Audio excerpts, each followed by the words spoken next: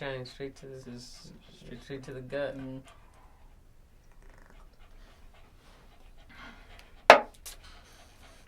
Keeps you humble, you know. It's probably watered down. All right. Got the OG Jimmy in the house tonight. What's up, America?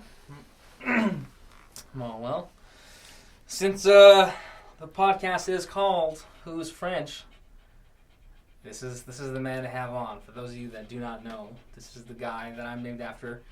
We've been told a handful of times that we oddly look alike and that he's my brother. And if I let this go a little bit more, I feel like it would look more so. But I let this go too far. If I trim this down, let this go a little bit more. But that's what makes you French. If you did that, it would be just Spanish Jimmy and his brother. If I have this, it'd be Spanish Jimmys, and we could have a duo.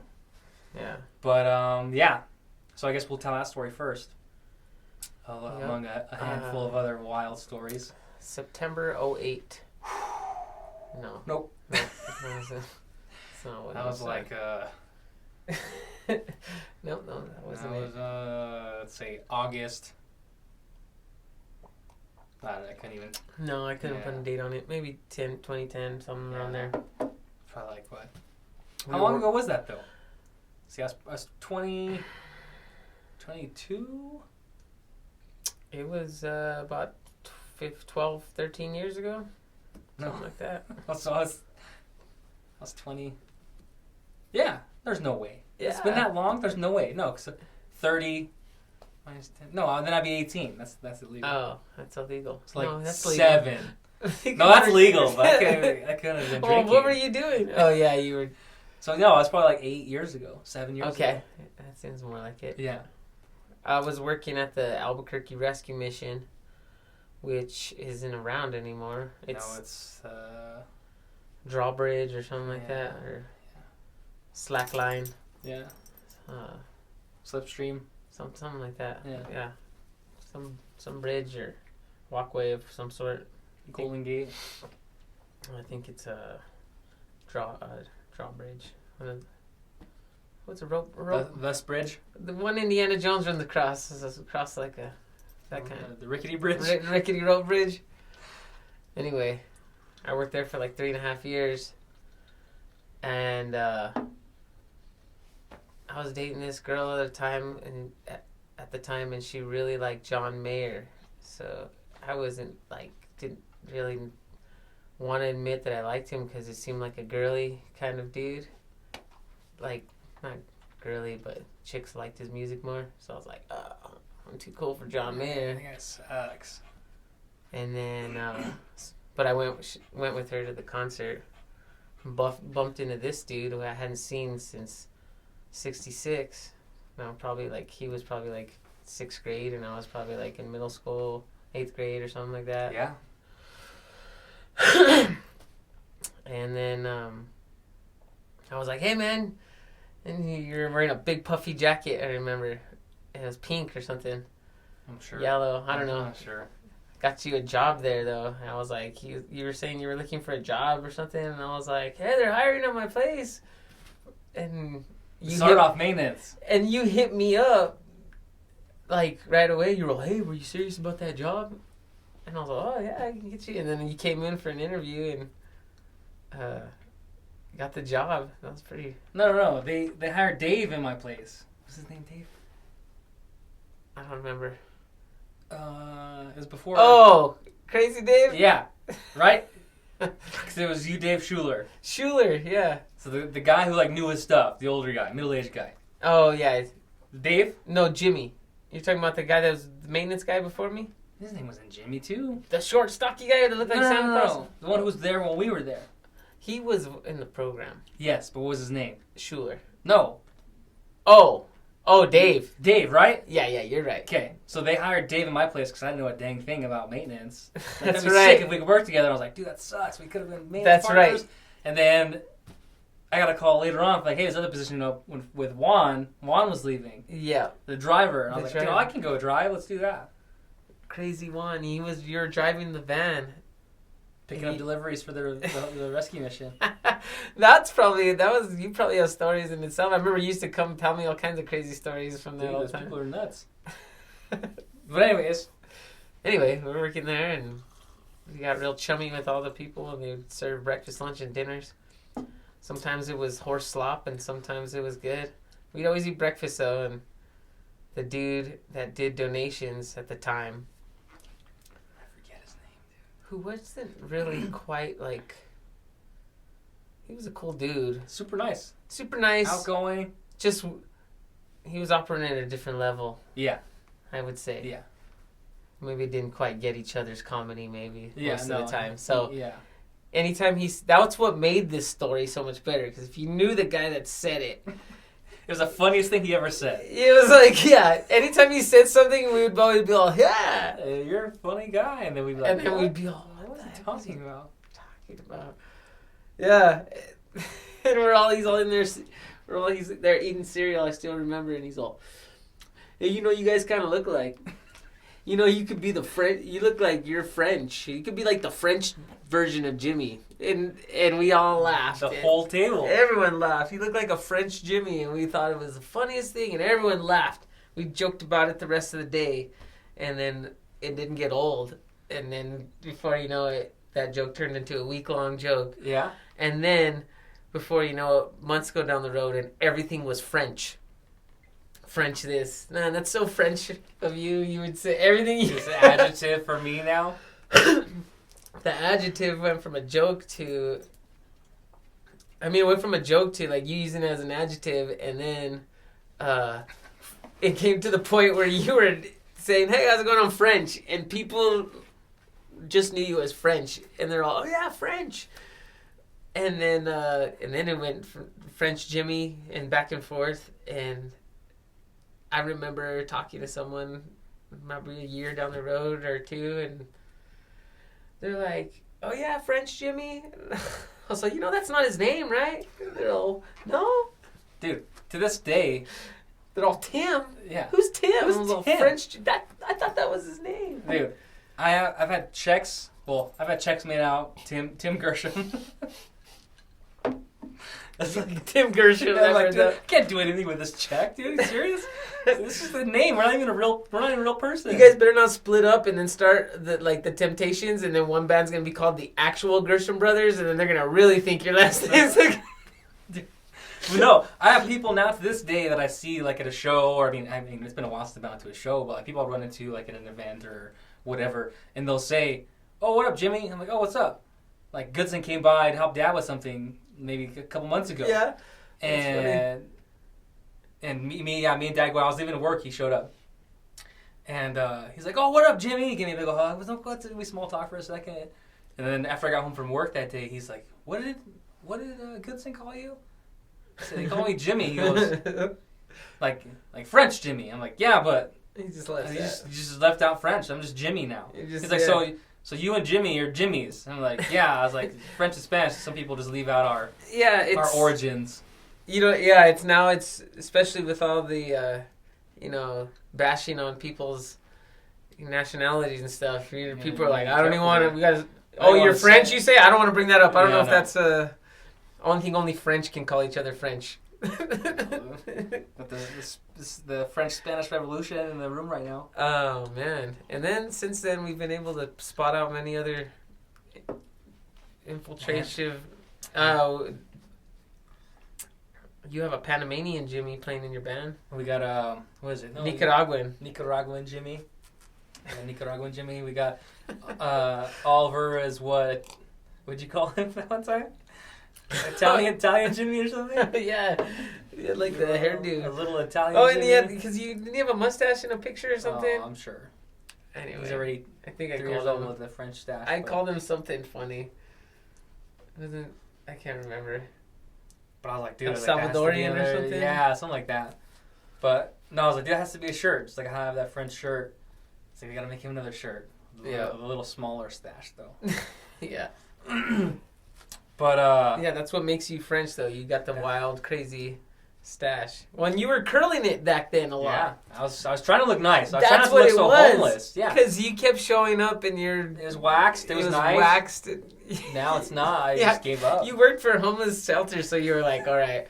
I gotta look like I don't belong in the And program. you were married at the time. You're all, these chicks out here think I'm in the homeless shelter. I'm trying to say I work for a homeless shelter, and I'm like, yeah, right, buddy. They're like, oh, what corner are you staying on? And I'm like, no, that's not. I'm sorry. This is my car. Oh, you live in your car? Yeah.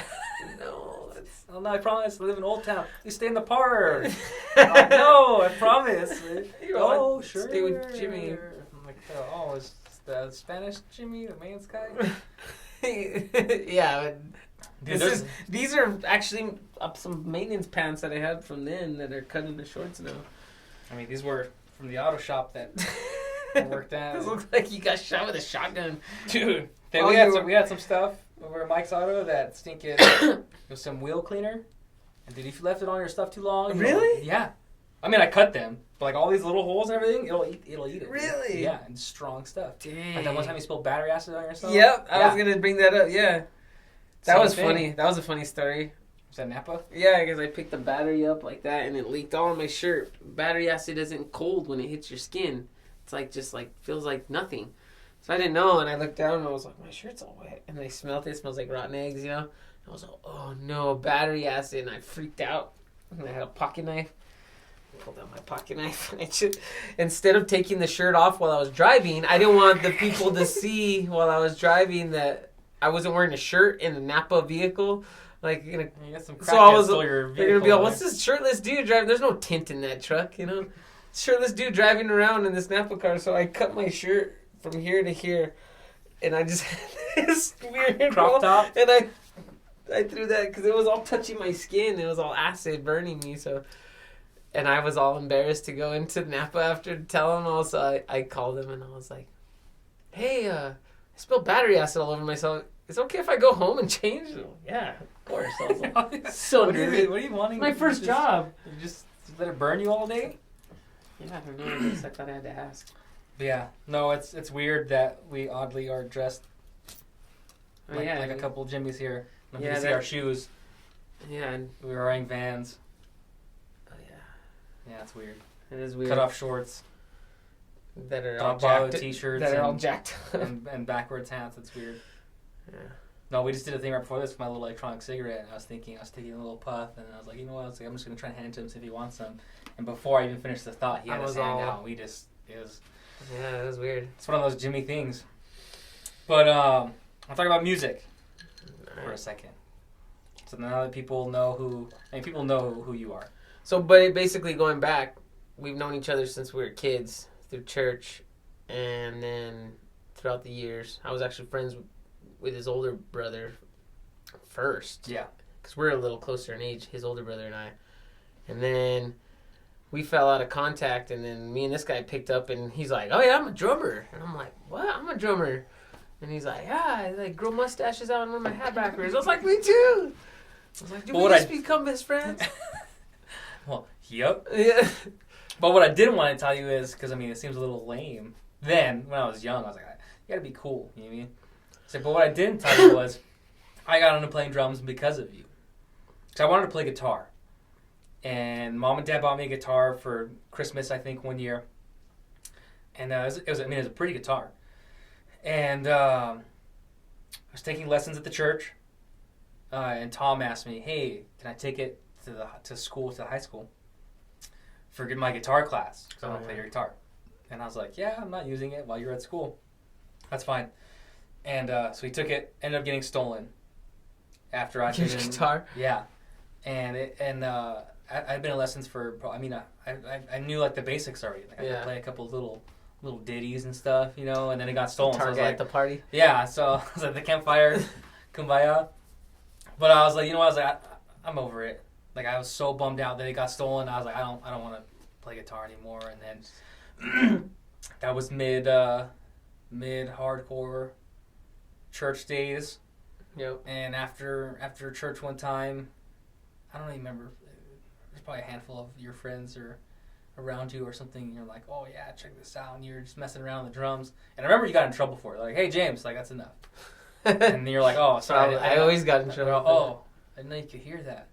Yeah. Quit that damn drumming. Oh. Yeah. And but you played. I mean, because we're big movie quote guys.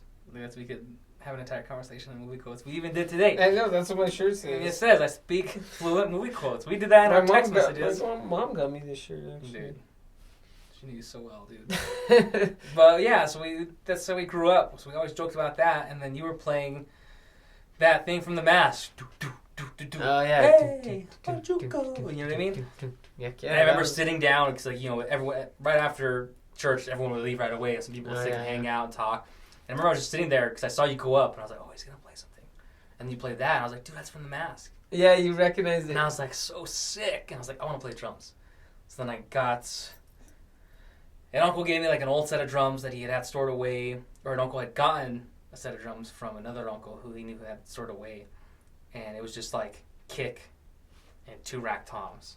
That was more than what I had even starting off. And so for Christmas I got that, and I was like, so sick. And I played around with it for a while, and built up a little bit of timing stuff. And then I told mom and dad, like, I'm missing some stuff. I need like a hi-hat and like a snare. And they're like, well, just mess around that until you get more comfortable. So my parents were too. They're like, we don't want to. They're expensive, so like, make sure you really want to do this. Yeah, and so that's what it was. And so after a while, I was just doing it, just playing those 3 drums at the kick and the rack toms. Yeah. I did that for so long. I was like, I can't do any more. Yeah. I was like, I need more. I need to add more. And then I don't remember if I added more then or if it was when I got my first job. That I was like, that was the first thing I wanted to do was add more to my drum set. Yeah. Oh yeah. All my mom went to that too. No. I remember I bought a drum set. It's like basic, like a ride, hi-hat, snare setup from one of Grandma's friends who, in retirement, thought he wanted to play drums, didn't want to play drums. Mm-hmm. So I bought that for like, $300, and I had a drum set. I was like, dude, we're good. So I started playing it. Mom and Dad were like, oh, shoot. Like, you can kind of play drums. I was like, that's what I've been saying this whole time. And we always laughed about it. And then later I was like, all right, I got to upgrade. So I don't even remember Kurt. Remember Kurt? Uh-huh. Drumline? Yeah. I'd go over and see him every now and then, and he'd always wear like the tightest pants. Like, dude, I want to be like Kurt and wear these tight pants. Like sew them on. Yeah, and I would buy the tightest curl pants I could find just to look like Kurt, dude. And that was so in. Yeah, it was really in. And I didn't have the hair because I can just grow a fro. I can't have the bangs. Yeah. So I just had the fro, and I was like, no, I can't pull that off. Yeah. But I remember I hit up Kurt one time. I went over. Mom dropped me off. I was like, do you know of anyone selling? I just want to upgrade a snare. I want to upgrade my snare. And he was like, dude, I'll sell you my old one. And I was like, really? How much? I couldn't even tell you how much it was. Maybe $100. And it was an old Pearl Effects, but it was like black, all blacked out, sick. And I was like, dude, you'll sell me this for $100? And he's like, yeah. So it just sits there. And he's like, I don't even play that one anymore. It's like, no, I bought it for $100. And I played that snare for years. It's probably around here somewhere. But my first like real upgrade was from Kurt. And I was like, that dude's drumline. Like, he's a good drummer. Like, he knew his stuff. I don't know if he still plays. I haven't talked to him in a few years, but after that, if he didn't. That's what I'm saying. And I mean, when you're a musician, it's kind of hard not to. Kind of like, addicting. But so after that, I just messed around with a couple of buddies. Yeah. Called ourselves a band, Oh yeah, I had plenty of those. Faded in and out so fast, and I'm like, dude, no, I want to try something. And it never lasted with them, so it's kind of hard to find that little group that stuck. And then I finally just stopped. I was like, whatever. So I just jam every now and then by myself, and we'd hang out, and then. That's kind of where when I met you, you were like, you played, but you weren't doing anything. Dude, I wasn't doing anything. Because I remember you were like, yeah, I play, and then I was like, you should play, man. Because I already knew a lot of people, and I kept saying, you should play. And then you just started coming to like every single show I had, and you were there like helping out the merch or helping us load stuff in. Oh, you were like every show. You're pretty much living with me at the time. I pretty much was. That was before I was, but I pretty much was. You pretty much were, yeah. Because Monica was like not there very much. So I stayed in her room. So you just stayed in her room. Before I like really stayed in her room. Yeah. But no, and that's what it was. You're like, dude, can you play my setup, your percussion setup while I do this song? And I was like, dude, are you serious? You're letting me play? Oh yeah, and then I would call you up to play, and then I remember sometimes Kevin would be like, "Hey, come play a song on the drums, Jimmy," and I would be all, "Tim, come." Yeah. And you would come up and you would play percussion at like shows, and you were like, "Dang." I didn't think nothing of it because it was like something we always did, but like later you were like, "Oh, that's dude, basically what got you going." And yeah." and then that kind of feeling. It was like a jump start. That feeling though, once you're on stage and it's like that, you're like, "Oh, I have to have that again." Yeah, dude. No, dude. Seriously. I mean, like every now and then, I would say, because I mean, I've heard, and I'm sure you've heard it over the years too, because you've been doing it longer than I have. But like, I remember when we started GB, I heard from a handful of people like, "Oh, you're still enjoying playing shows?" Oh yeah, I used to tell you all the time. Yeah, but like, you were dude, so new to it, and it was hard for me to. And you're like, dude, like, just give it some time. Like, it's gonna get a little tiring, and you know what I mean. I'm like, dude, I'll never forget. Well, this especially because you were so rambunctious. Like you were playing everything, and I was like, dang, dude, you're playing everything. Like I thought Mondo played everything, and you guys played everything, dude. Old folks' homes or whatever. You know what I mean? Dude, like sidewalks and car dealerships. Yeah, like hey, we'll give you a lunch or something. We're like, businesses just going in. We did everything we could. Coffee shops and whatever. You know? But even before that, I remember because after probably the first time you asked me to go up, I was like, dude, like to have that again, and I never would ask for that. You know what I mean? I never would. Yeah, be you like, never asked. Hey man, is there any way you can let me go up and play? I never wanted to do that, but I was like, dude, the thought that you might at a show. Which sometimes you did it, and it wasn't it wasn't a heartbreaking thing. I was like, dude, just to be out around it again is amazing. So, but every now and then you would. I'm like, dude. Well, I picked up that you knew what you were doing on drums, so and then we were at the same time like morphing into this weird like oneness of Jimmy's realm, and then I was like, I remember people are even asking me, they're all, "Who's this French Jimmy dude?" That like all the time people would be like, "Is that his name or who is his name Jimmy?" Is it like you guys look like? And I remember it was just like always people like later on be all, "Who's this guy? It's always with you." It was always like Step Brothers. It's like doing an interview and you're all, "Hello, Miss Lady," and you could you're just like there always too. That's what it was. But I remember you'd be like at all the shows and stuff, and then I think a significant moment was because I was gigging out, filling in for my cousin Ricardo all the time when he was playing for American Slang, and we played at Civic Plaza, they did, and they had me fill in for them, and I was like, "Hey, I forgot something or another," or I don't know. I think I had to go to the bathroom or something, and you had to go into the like convention center and go down an escalator. It was like all far, and I didn't realize that we were about to start playing, and then I was like, "Hey, if they start, jump on or something." I came back and you had already been like, they were like on your second song.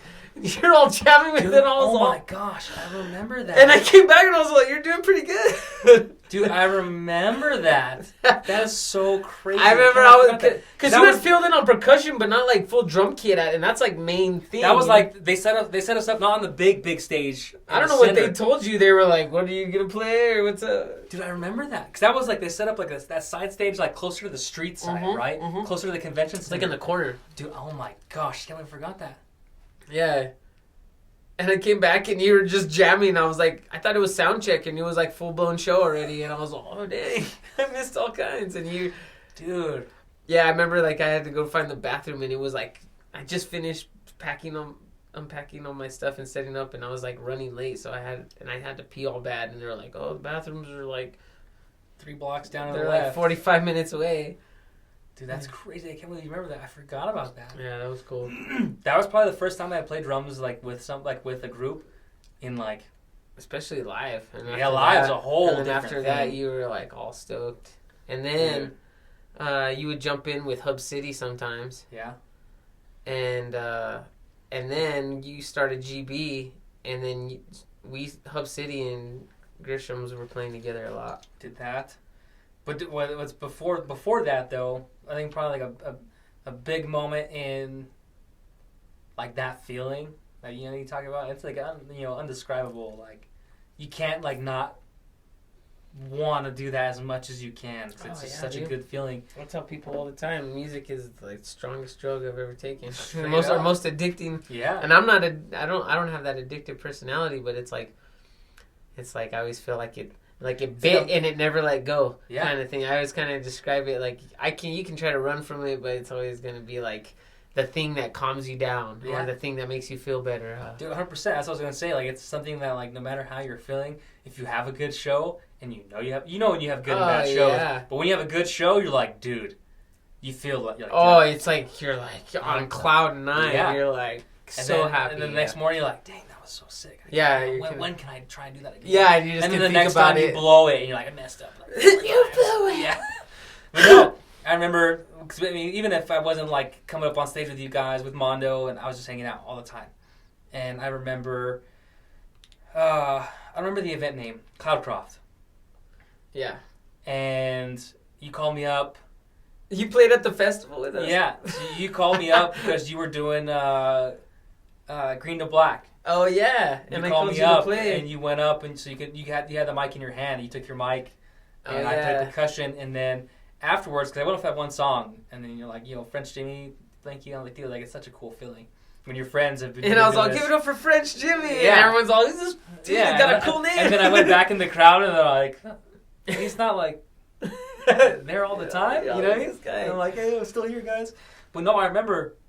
Like, it was so cool to get up on stage and play. Like, you felt so good. And, like, you come off, and then after the show, we're hanging out, having drinks or whatever, and this little girl and her mom came up. I don't even remember this.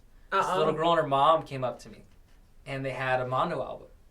And I look at the album, and it's all your guys' signatures.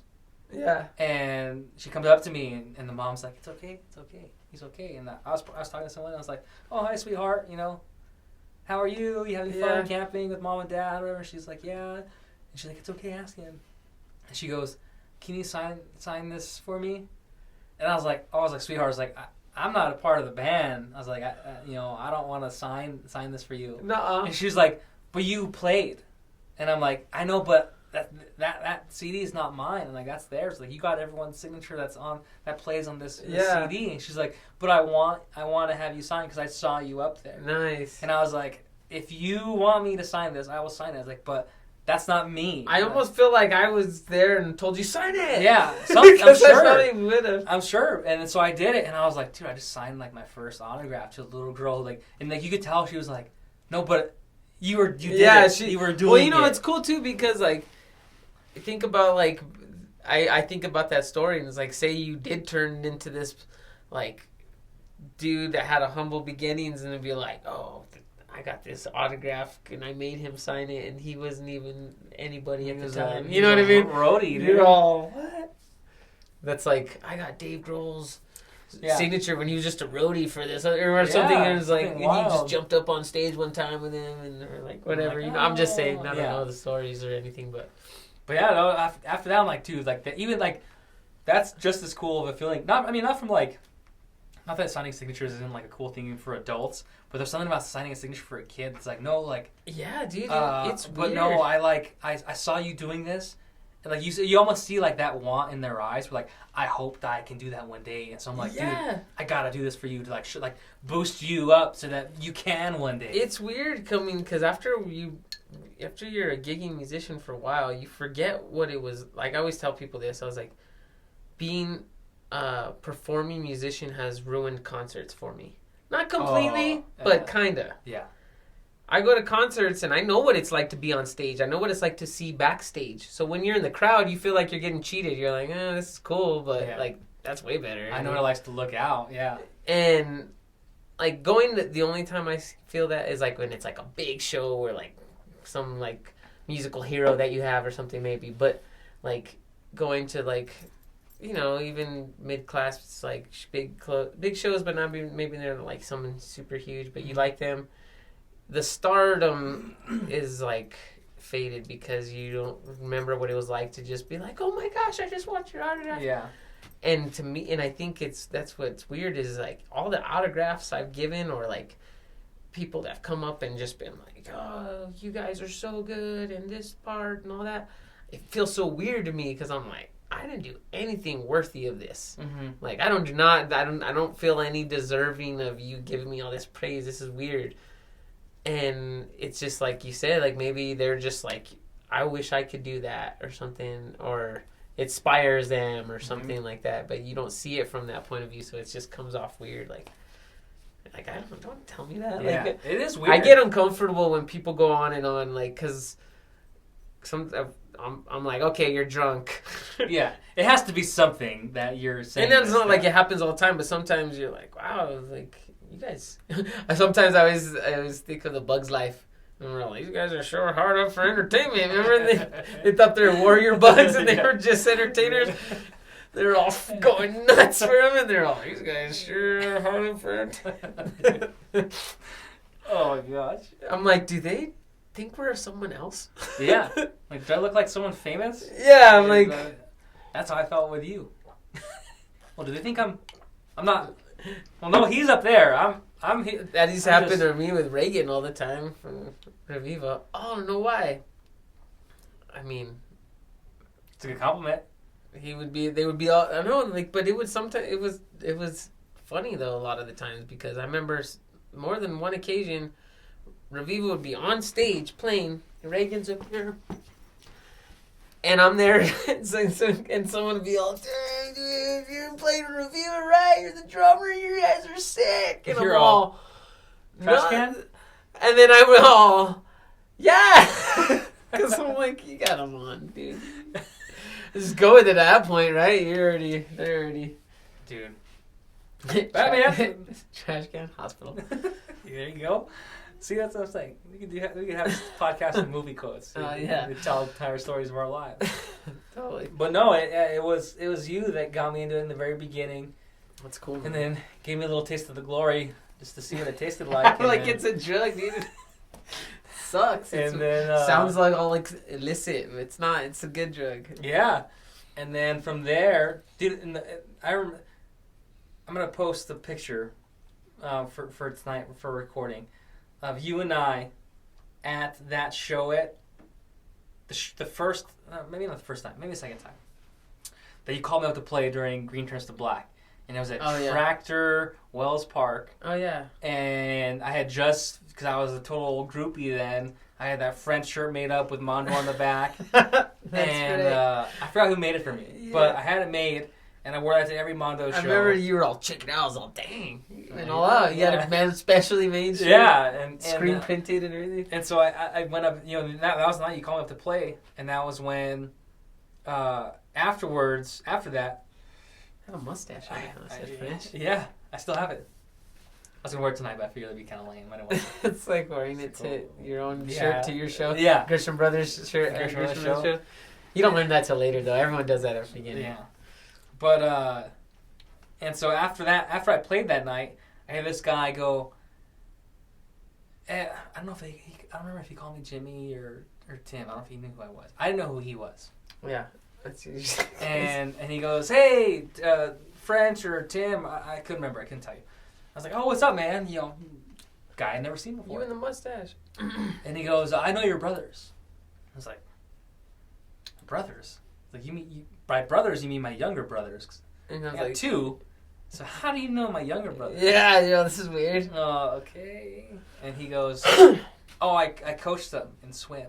I was like, oh, okay, that's cool. And he goes, yeah. I was like, Gerald.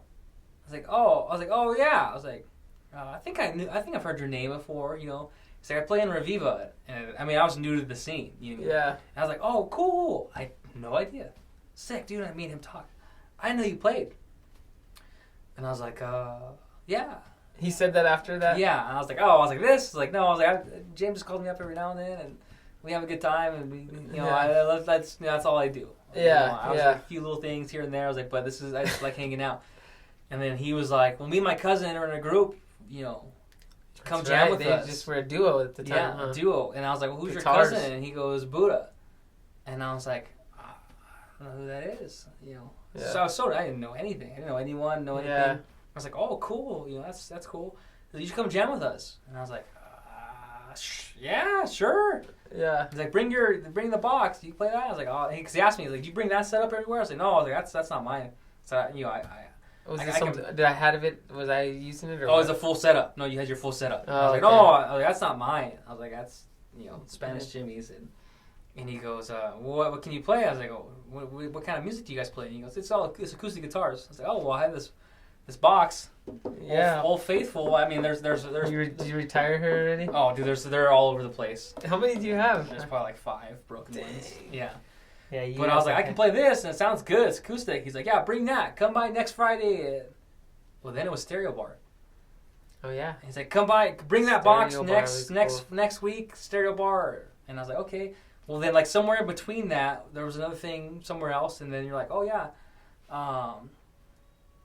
And we talked about something. You're like, oh yeah, this guy, this girl knows Buddha, blah, blah. I was like, oh shoot, I'm meeting more. Who's Buddha? I was like, I don't know who this guy is. I never met him. He's so in the music scene. How have I never met him?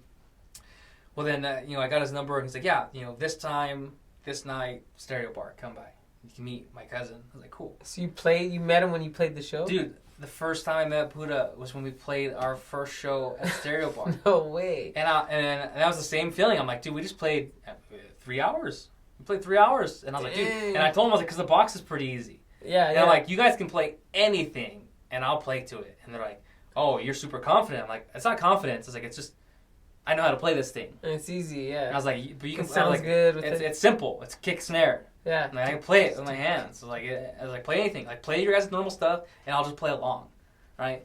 And so they're like, all right, well then let's do it. And they were talking. I was back a little bit. They were talking to each other. All right, we're gonna do this. And I was like, okay. Yeah, we used to do that. Then every now and then, like I'll play like our entire 3-hour set list, and we'll laugh. And like, those are good songs. But I played that, and they're like, dude, that was really good. And I'm like, yeah, like I play this for church. You know what I mean? Yeah, like, whatever. Yeah, I remember because you were still playing in church, right? Yeah. And I mean, it's just easy. Did you ever have a djembe, or did you have just this? No, I never had a djembe. I was like, I had just the box. Djembe is where in church was the first time I ever played it. It was at Renovate. Dude. I joined it to the worship team there, but there's so many people wanted to be on it, so they put you on this big long rotation. So I only ended up playing like once or twice, and it was a big djembe. I remember like that big. Boom, boom. Oh, dude. JimmyDjembe? Hand drums are different though, man. Oh yeah, and I mean that's it's yeah. You went just kind of the same way, drum kit to hand drums. Yeah. It feels. I mean, in theory, it feels like like any drummer can go to hand drum and play something and sound good. But you tell that same guy to play 3 hours on it, and you don't know how to play it 3 hours. You're gonna find out real quick. Oh yeah. So after that, I was like, that was so much fun. Like I just did 3 hours. I just did 3 hours, and before that, I mean, even after that, I never got paid. Never wanted to be paid. I just liked doing it, right? Mm-hmm. I'm like, dude, this is so sick. People loved it, and they're like, dude, that was so good. What is that thing? I still got that to this day. What the heck is it? What are you sitting on and playing? I'm like, oh, you should see HubCity. People were like, what the heck is going on here? Yeah, and then look at your setup, like, dude, I don't know what's going on. And so after that, they're like, dude, yeah. So after that, they're both like, dude, come next weekend, we're playing Marble West Side. I'm like, oh, dude. And I told them, I was like, as much as you will let me, I'll be there. Yeah. And they're like, all right, next weekend, Marble West Side. So we go, and they're there, and we show up, and we do a little sound check. And I'm like, dude, I was so stoked to be doing it again, right? Yeah. And so we played the 3 hours or 2 hours, or whatever it was, probably 3 hours. And we're sitting there. I remember Goodson was sitting next to me for some reason. He came out and saw us. And the manager came and gave me this stack of cash. And I was like, oh, no. But I'm like, I can't say this isn't mine because I was just up there. So I was like, oh, okay, thank you. And then I go up to Buddha. I'm like, dude, she gave me all this money, dude. And he's like, oh. And then he started laughing. He's like, no, you're good. And he took it and stuff. And I was like, dude, I was scared to have that much cash in my hand. Yeah. I didn't know how much it was. But I was like, I don't want to know. Feels like a lot, I don't want to know. And so I go back and we're sitting there, we're eating, having some beers, and then they're like, hey, dude, come outside real quick. You want a cigarette? I'm like, yeah, let's go smoke a cigarette. And then that's when like, do you want to make this a trio? Would you come full-time, jam with us? And I was like, they asked you full-time to be in the band? band? And they gave me a third. Nice. That night. The second time I played with them, I was like, dude, like, and then like, it's amazing getting to do it. Yeah. And then you make like, I can't even tell you how much it was. Not very much, right? But it felt like. But I was like, oh. It's like I was lifting Simba up, too. Oh, dude, yeah. It's some of the coolest thing ever. I got thrown a last-minute gig the other day just to DJ, and I was like, yeah, I'll do it. Because I was like, even if I take home $100, I was like, I made $100. Even if it was a 6-hour setup to leave kind of thing. I was like, I had a good time. Yeah. and not only did I had fun, and people paid me to have fun. I was like, it's a steal on my part. Dude. So after that, I mean, we did that for a handful of years, and blah, blah, blah. What did they say? What was it sign? Yada, yada, yada. Yada, yada. I'm really tired today. Yeah. And then, and then GB. And well, it's cool that you get plugged in, and then it's funny, this DJ Flow Fader, I've been seeing him a lot because he's hanging out with Buddha all the time, and his whole saying is, get in where you fit in. And I don't even know what it means exactly to him, but I'm like, I just kind of like hear it, and you make up your own. Yeah. But it's just you apply it to what you're doing. Yeah, but I thought of it because you're like, I want to play music, but I don't know what's going on. And then all of a sudden this opportunity arises, and another one, you keep jumping on it. Same exact kind of thing that happened to me, most people. And then you get in with certain people that know people, and like you were with Gerald and Buddha, Revivo was like, and then Tres Pendejos, the name was so like everybody wanted to book you guys. You guys were so busy. I remember at one point booking like crazy. Everyone wanted Tres Pendejos to play. I think it was even the name was one of those. It's like French Jimmy, you know. It's like who are these people? Yeah, Who is this guy? I don't know these Pendejos. Sounds interesting, you know. Remember we did Kenny Los Jimmys. I still have the poster. That was like a short-lived band. Yeah. Kenny Los Jimmys. It was the three Caballeros. Yeah, that was a good little poster. I mean, yeah. But I'm just saying, and then with Mondo and stuff, and like same thing happened to me throughout all the years. I mean, all these certain people, and before you know it, now if you want a show, you know who you can call. Yeah. And they know you, and there's a trust and a bond now because of all the work you put in and stuff. But going through the Neho days and then the GB days, and then it's like, everybody helps each other, you know. It's cool how it works out. But before we go on, I gotta pee. That's cool. Do you want to do that? Yeah. You want to take a break? Yeah, I was gonna. Then Marty take a break. Marty's out of frame, but Marty's chilling with us right now. Yeah. Marty, come here, Marty. Hop up, someone's lap. Good boy. There's Marty McFly, hanging out in the studio. We're taking a break though. Be right back. Yeah. All right, we're back. Enough bathroom breaks. But no, it music does become like what is it? Overly passionate. That's Marty. Mm-hmm. But no, it does become like who you know, and then once you if you're good enough, like, hey, just give me a shot. You know, if we're not that good, that was like a lot of GB's beginning stuff. If we're not that good, then you don't have to book us ever again. But just give us an hour. You know, give us something. And we did a lot of stuff for free. Yeah, you got to be ambitious. Yeah, you got to definitely. And you know what's crazy though? Like, you can be super talented, but if you're a jerk, no one will want to talk to you. And we know those people. You got to smile. You got to humble up. Yeah. Like crazy. Which is hard for a lot of people. And the best musicians, or I should say the most successful musicians that I know, are the humblest ones that humble up. And you recognize when people have more experience than you, or have more clout than you, or have more musical respect in the community, and you always give them that, like, hey, it's you. And when you do that, it comes back on you tenfold, like. And then you have, and because usually the people that you want to get involved with that are like that, they're good personalities too. If they're jerks, then screw them anyway. But look at Buddha. That his personality is like, you show him a little love, he'll show you like tenfold back. Yeah. You know what I mean? 100%. He'll like, he's just like overly zealous. Yeah. For it. So. No, yeah. Buddha became, whenever we started GB, Buddha became Uncle Buddha. Mm-hmm.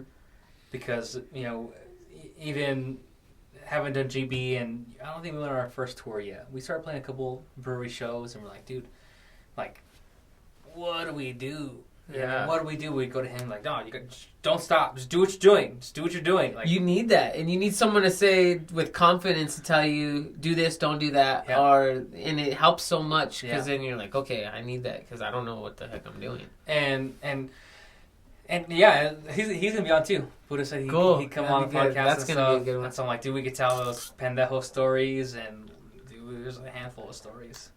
But that's some good times, and that's another thing I was gonna ask you, like with Mondo, like that was the biggest, most successful. You know, you guys did the most. You traveled the most. You did the most. Yeah. We won't get into the winter storm of '69 that I drove us in, but dude, all I can say about Mondo and the whole of it was like, it's like nothing but positive because those experiences were just like stories that you'll live with. Like that story, for instance, we had this tour booked in Colorado, hit all these spots. So it was gonna be sick. We had all these places booked. Gonna be like our third or fourth Colorado tour. We were all stoked about it. We had planned it out for months. It's like first stop, Colorado Springs. We got French Jimmy to drive the van. I vouched for you to get. I was all, guys, he's solid and he's cool. He drives the van all the time. I remember so that was like, you were like, yeah, it's the same van. He does this for a living. I'm like, dude, I drive this van every day. We're good. I know. And then we hit the biggest blizzard New Mexico had ever seen, and they shut the whole freeway down, and we had to turn our A around. Yeah, we turned around in Raton, and it took us like 14 hours to get to Raton and back. So long. We're driving, we're like, should we turn around? No, we're good. Once we get to the border, we're good. I'm like, oh, let's go. I don't think. And it was just like we're driving on pure ice, and it was like white out. And there's just so cars. And after that made me like kind of how I am today, which is kind of funny because I remember on the way, after we got to like Raton and they closed the pass, you got to turn around. We're like, all right, well, what are we going to do? So I remember the windshield wipers were freezing as I was spraying the water because it was snowing so hard. So we stopped and got we stopped. The non-freezing or whatever they call it, the melting antifreeze. I remember we stopped right after washer fluid. So we did that, and then from there, like, all right, what are we gonna do? So we sat down and talked. We're like, all right, let's just go back. We're wasting time sitting here. So we turned around, and I remember like the CD player in the van, the Mondo van. It was so bright and it flashed like the different colors. Oh yeah. And I'm like, dude, because it was getting dark, but you couldn't see. I couldn't see because I didn't know I needed glasses then. I just thought I couldn't see. So I was like, dude, is there anything? And I'm driving white knuckle. And I'm like, dude, is there anything you can put on the CD player to cover that bright flashing light? And you're like, dude, and you got like your hoodie and you threw it over. I was like, oh my gosh, I can see a little bit. And so you stay in a groove. And we got back. It was a pistachio or whatever it's called, dude. Yeah. The night we got back. We finally made it back. I took everyone home, and me, you, and... Didn't we go out? No, you guys went out. It was the last people in the van were me, you, and Matt, I believe. Yeah. Went back to the old town house, and I was like, dude, I'm so exhausted from being white knuckle for 5 hours. I was like, dude, you guys go out, have a good time. I was like, I'm gonna crash out. That's right. And then you guys got home, and you're like, dude, yeah, it was fun. We came back, and then I got up and had drinks and stuff. But dude, like that no joke. I was like, dude, I can't have like bright lights in my face. Like so now, even with Honest Car, I'm like, I turned the display settings all the way down. Because I feel like I can't see a dang thing. I with my color blindness, when it rains, I can't, like, everything on the road just goes, like, blank. Like, I can't see any of the lines, and I can't tell where I'm at on the road at all. And so I bought those, like, blue blockers or whatever, and they're the yellow lenses. Does it work? It works, so I can wear those, and I use them when I drive at night and when I drive in the rain, and it helps a lot. But yeah, my color blindness, like, I go like blind when it rains. Like if there's that glare, any kind of glare, like you said, like light or glare, it's just like everything goes to one color and I can't see anything. It's another weird Jimmy thing. Weird Jimmy thing, yeah. But with that, sorry, side story. Back to it. Yeah, back to it. Mondo, was the most successful or biggest band that I've been in, and all I can say about it is it launched me into everything that I'm doing now, which is a lot. I'm busier than I've ever been, and I had a good time playing with Mondo, but it was like one of those things where you put your time in, and then like you do what you really want to do. Like I played hand drums. I love hand drums, and I can play some hand drums all day. And I did for 12 years. But now I'm in 2 bands I'm playing drum kit in, and that's my original instrument. I started playing drums when I was 8 years old, and and you had a kick. I didn't even have a kick. I had 2 toms. That's all I had, 2 toms, and I remember I had those for months, and I was playing the heck out of them. I had 2 drumsticks that didn't match. It was all big, and it was like they were all chewed up, like a core stick, and then like a normal light stick, and you. And I remember maybe I had like a couple other toms. It was like, and they were all different drums, and they had like the bracket mount sticking out. I didn't know what any of it was for. Prior to that, my cousin Ricardo had just like got his new drum set like 2 years before that or whatever. And then I saw him play, and he was an instant natural at it, and he was just awesome at it right away. Geez, I remember as a kid watching him, and he was just a kid too, and I was like, that is bad. Like everything about it was like just all the triggers in my brain were like happy, yes. So I was like freaking out when I did that, and I told my parents, that's all I want to do. And then they bought me a drum set finally after I had that little 4 drums. I remember, that jock jams. Hey! Yeah.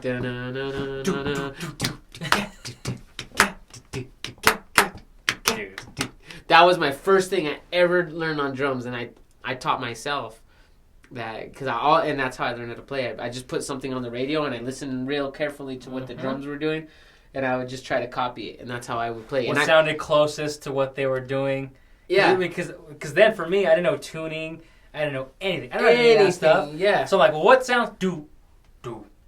Exactly. Like, what sounds the closest to what they're doing? And you kind of you probably did the same thing. You just put on songs and played along with them. That's all I did. I put on all the songs any song I could hear that had drums in it. I would be like, oh, I should try playing that one.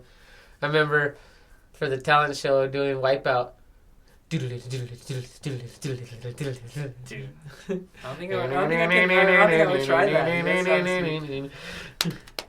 Dude, my closest, before all this happened, I was young. I don't know how young I was. I was young. I was probably middle school. And the closest I got to playing music, and I remember this. I don't remember who was in the band, who was in the band. But I remember they owned a big flatbed trailer at Belen High School. And it was Rocky and Adam, and I believe Kenny. Probably. Kenny, I think, is cousins with them. Really? I think so. I haven't seen those guys forever. Or no. Tommy's cousins with him. Kevin's Tommy Marshall. Yeah, he's cousins with Rocky and Adam. But they're all like... Yeah, it's all the same They were group. in the band together. Yeah. And I remember parties at Tommy's house, and they would all go do the house parties and jam in the living room and all that stuff. I remember all those. That was Kevin's house, yeah. Right there by family school. You're right there by Rio Grande Elementary. Rio Grande by Census Bros. Yeah, right. Yeah, the hop, skip, and a jump away. Yeah. But no, I remember those parties, and then I remember one time, because I worked with Rocky and Adam at Dion's. Uh-huh. And we talked about music. I'm like, oh yeah, kind of. They're like, well, we're doing this little show tonight or tomorrow night, whatever it was. Like, come check it out. And that blew my mind when I seen, which was, I think it was Adam who was the more or less shy one, and Rocky was so shy. Like Rocky was extra, and Adam would talk out. He was a little more outgoing. I remember I was like tighter with Adam. I was close with both of them, but Rocky was always super quiet. And then they were in that band together, and then you hear Rocky all, play my dude, that's a style, I was all, what the heck? He has a style. This guy doesn't say a word, and then he's all screaming at the top of his lungs, bloody murder. Dude, you gotta let it out. But I remember seeing that, I'm like, dude, this is like a small local thing. Like, people can do this. If you just want to do it, you can do it. I mean, but because then, I mean, even now, like, there's not very many people in Belen that play music still. I mean, there's like a handful of people that still do it. But they don't. There's not a lot of people in Belen that play music that take it serious. And I think like there's very few, you included, that like you guys actually still go and do tours or gig out and doing stuff like, and you guys are still out of Belen. But that's rare. Yeah. Because most people that come out of Belen and they're like want to do music like, and I say semi-serious because if you're serious, that's all you're doing. Yeah. Like.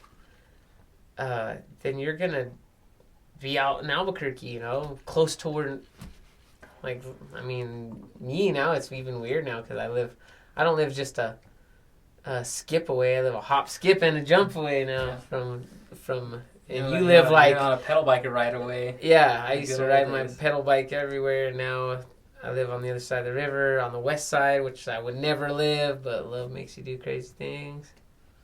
Amen. But no, I remember that though. We had from the old townhouse whenever I was living there rent free and freaking. I mean, the list goes on of the free things that I had there. But yeah, we'd be like, we don't have any shoes. We don't have any shows. Not shoes. We don't have any shoes. We don't have any shoes, dude. Can't even play shows. We're like, we don't have any shows tonight. What are we gonna do? Let's ride the bikes down to Marble and get a beer. I'm like, dude, heck yeah. You know, those are some good times. Oh, yeah. Just like get on the pedal bikes, ride down mountain all the way. Right down the road, or downtown is right there. Yeah, and we'd ride the pedal bikes down, get a couple beers, go back, have a few more beers. And for those of you who don't know, I lived in Old Town.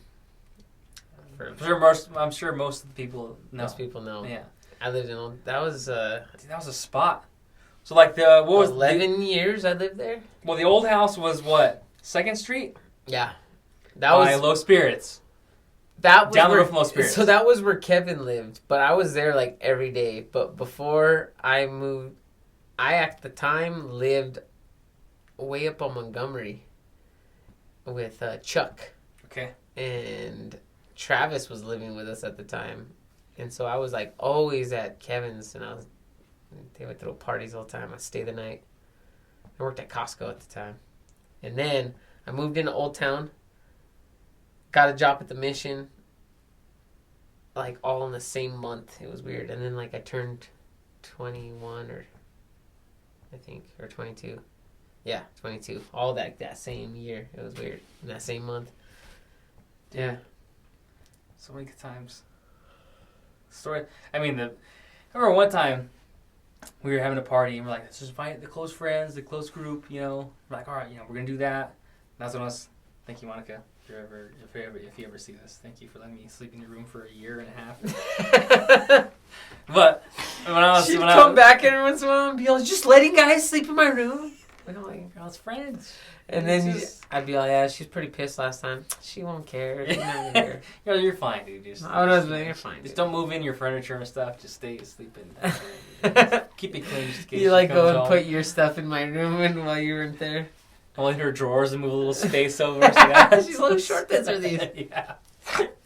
But no, I remember like, all right, we're gonna have a party tonight. Let's keep it small. It's close friends. We're like, all right, let's do that. So then, a handful of close people came by. And we had a party, and everyone's on the balcony. That's where the spot was. There's always a couple of people inside that either didn't smoke. It's the kitchen or the balcony. Yeah. Everyone was all bunched up in the kitchen. Yeah. Or everyone's bunched on the balcony. Or in the neighbor's house somehow.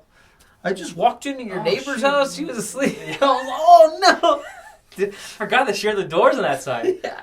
Dude, I still have keys to that place. I do too. They still work. We should probably go back for old times one time. But there. We get shot or something. But no. So we had a little small get together, and then because Old Town's such a big tourist attraction.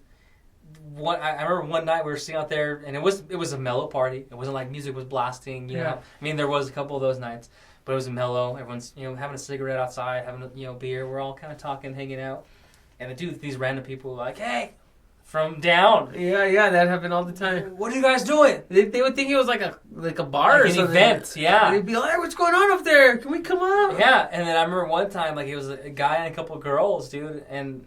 I mean, because we already had a couple drinks. Oh, we were like, sure, come on up. We'd go downstairs and lock the doors and let them up. And then I remember this one night, dude, we're like, dude, everyone's like, who are these people? Yeah. Everyone kept asking, who are these people? We're like, dude, we don't know who these people are.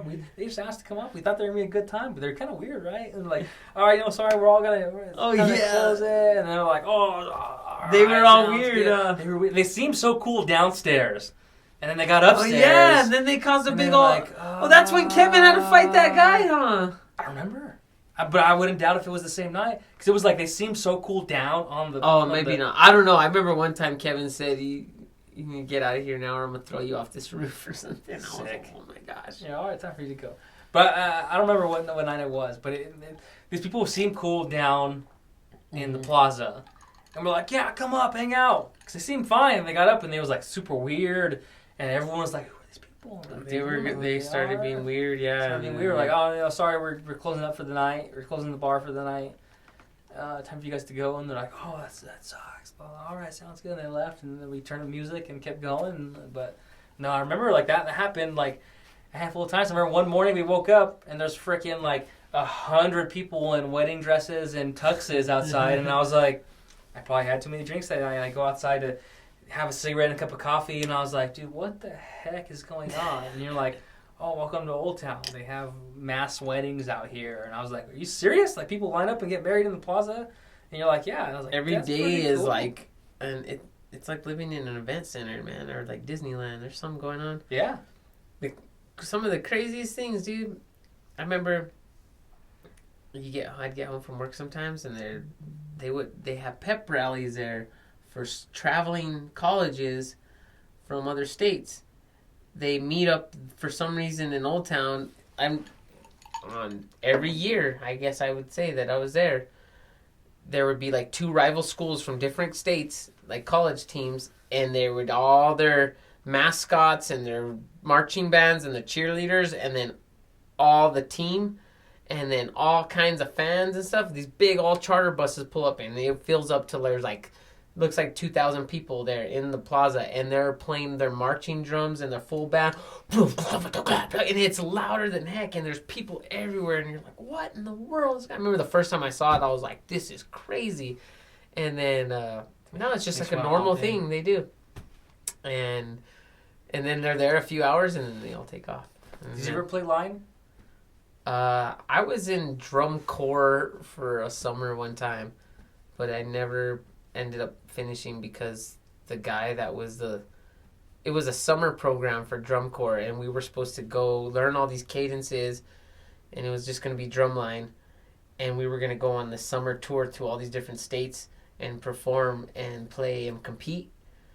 And the cool thing was, it was my cousin Ricardo. He was in high school at the time, sophomore or junior or something, and he was the one that got me in.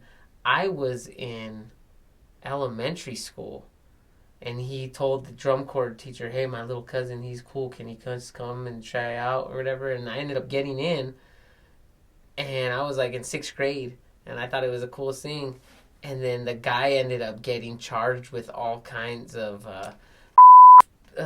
like charges for like underage girls, like high school girls that he was like seducing from, and so he fled or something. I don't know what happened to him. He got fired. All what happened. We'll change the word to flirt. Grape. Grape. Mylan. Rhymes with grape. This is going to be sent to Mylan for editing, so fix. Sorry. For grape. Anyway. He got all handsy with cartel Jimmy on these people. On these people. Anyway. Got fired, and then we seen him on the news like 2 years later for the same thing. I was all, hey, that was our drum corps instructor. Anyway, the whole thing dissolved, and it was all weird because we were supposed to be a whole summer program, and I was like supposed to pay these fees and everything. You were sitting there 3 weeks later with your stick still in your hand. I was all, so what's gonna happen now, guys? And anyway, you could edit that part out. Yeah, it was crazy though. But besides that, you never did any line stuff? No, my cousin Ricardo was in drum line, and he taught me a bunch of stuff, and he used to get to take home his snare and his quads. Sick. So I remember being all little, and he would put them on me, and they would like go down to here, and I would wear them and play them, and I would have to play them like that. It was way too big on me. Dude, that's so sick. But he would teach me all kinds of stuff. He taught me a bunch of the cadences that Bowen High School still plays to this day. Do you think that, and looking at someone like Reagan, shout out Reagan, looking at someone like him who like really knows music, really knows drums. Mm-hmm. It's like being in wrestling and knowing jiu-jitsu in wrestling, right? Mm-hmm. It's like there's that like you're gonna be a monster if you're in high school wrestling and you know jiu-jitsu too. Yeah. You're gonna dominate, right? So it's like the same thing for music. Like if you're in high school, if you're interested in music, you're probably starting music in high school. And if you're in drums, starting in high school. So you're probably in line somehow. Yeah. What's quads or snare, which is usually what people would get into if you want to play in a band, right? It's gonna be quads or snare. I mean, I would say more so than like. I played middle school band, and that's like concert band, and you play a snare. Yeah. Like more so than like uses the right or just the cymbals. Like if you want to be in a band, you're probably interested more in either snare or quads. Quads, yep. And so like I would say now, knowing nothing about any kind of line drumming, any kind of school taught drumming, I think I would have had an upper hand, right, if you knew that stuff before. Oh yeah.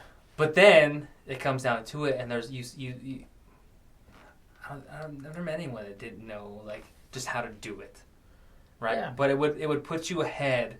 Cause I don't know a drummer that was like, oh yeah, I got into to drumming in high school when I did like the drumline stuff, and then I got into it. It's usually before that you're interested, and when you know nothing. So I'm like, what would have happened if you or I had started that young in drumline or something? Like, would we be like studio musicians, or because we'd be so far ahead of the game? Because now we're pretty much self-taught, whether that's from Ricardo or me, even from you and Reagan. Like, we're all taught by ear. Well, we are taught by ear. Yeah. I can't read any music or anything. No. I feel it more. Yeah, and I totally agree. And that's an interesting thing that you pointed out. Like, because I think first and foremost, like, my mom was a musician, and she always was. She told me that over and over. Music is something She was very confident and adamant about that. Like, many people can go to school for music, but why do they go for it in the first place? It's because they maybe have a passion for it. They feel it. And that's what it is, feeling it. But that's what I call it. But my mom would say music, but she specifically said rhythm. She said not just music, but rhythm. She said rhythm, you either have it or you don't. And she was like, I know for a fact. Because she's like, you could tell. Some people just cannot get on the rhythm. Oh, dude. You know, like, and she would always say that because my dad, she'd be like, she's all, Dad doesn't have any rhythm. Always would tell me that. And she's like, he tries, but you know, it's like, it's the same thing. You could have rhythm, and then if you could also hear keys, that's a whole other thing. You know, then you can do a lot of things, you know, you can stay on key and you have rhythm. That's like the full musician package, but rhythm with playing drums, you either have or you don't, and I believe that fully. Something you can't learn. So if you did get into high school drums in high school, you're right, probably started way before that. And it'll just take you up from there. Yeah. I wish I would have done band, but I was thinking like I was beyond that at that point, because I was like, I already know how to play drums. Yeah. Like, dude, I wish, because I mean Kurt was in all that stuff, and I was like, dude, like, I thought it was cool, but then like, that's what you saw the metal drummers today. They were all in drumline. Go, yeah, and they can kill, and you see that stuff, and like, it wasn't until I got older that I learned like paradiddles and all this stuff. Like, I'm like, dude, what would have happened if I knew this stuff when I was a kid? I don't even think I can hold a paradiddle like that great, honestly. Oh, mine would be slower than heck. Yeah, and then I try and I'm like, and then I do it fast and I'm like, turn into a but roll. then I can still play drums. Yeah, and then it's just like, yeah. And that's funny, because like I always try and like, even on like a,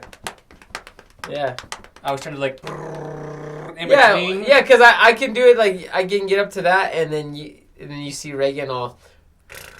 Yeah. And you're like, you're still doing paradiddles? And he's like, he is, but you can't hear the difference. And like, dude. But then one time he told me. But then you see it in his hands, because he's. Yeah. It's like that slight hesitation in one to the other, and you're like, oh, he's not moving his hands that much, but you can see it, you know. And if you really look, you can see it, and you're like, dude, that's so sick. And I was like, dang, I wish I would have, because probably then I was trying to be too cool. And then I probably thought too cool was not in drumline, right?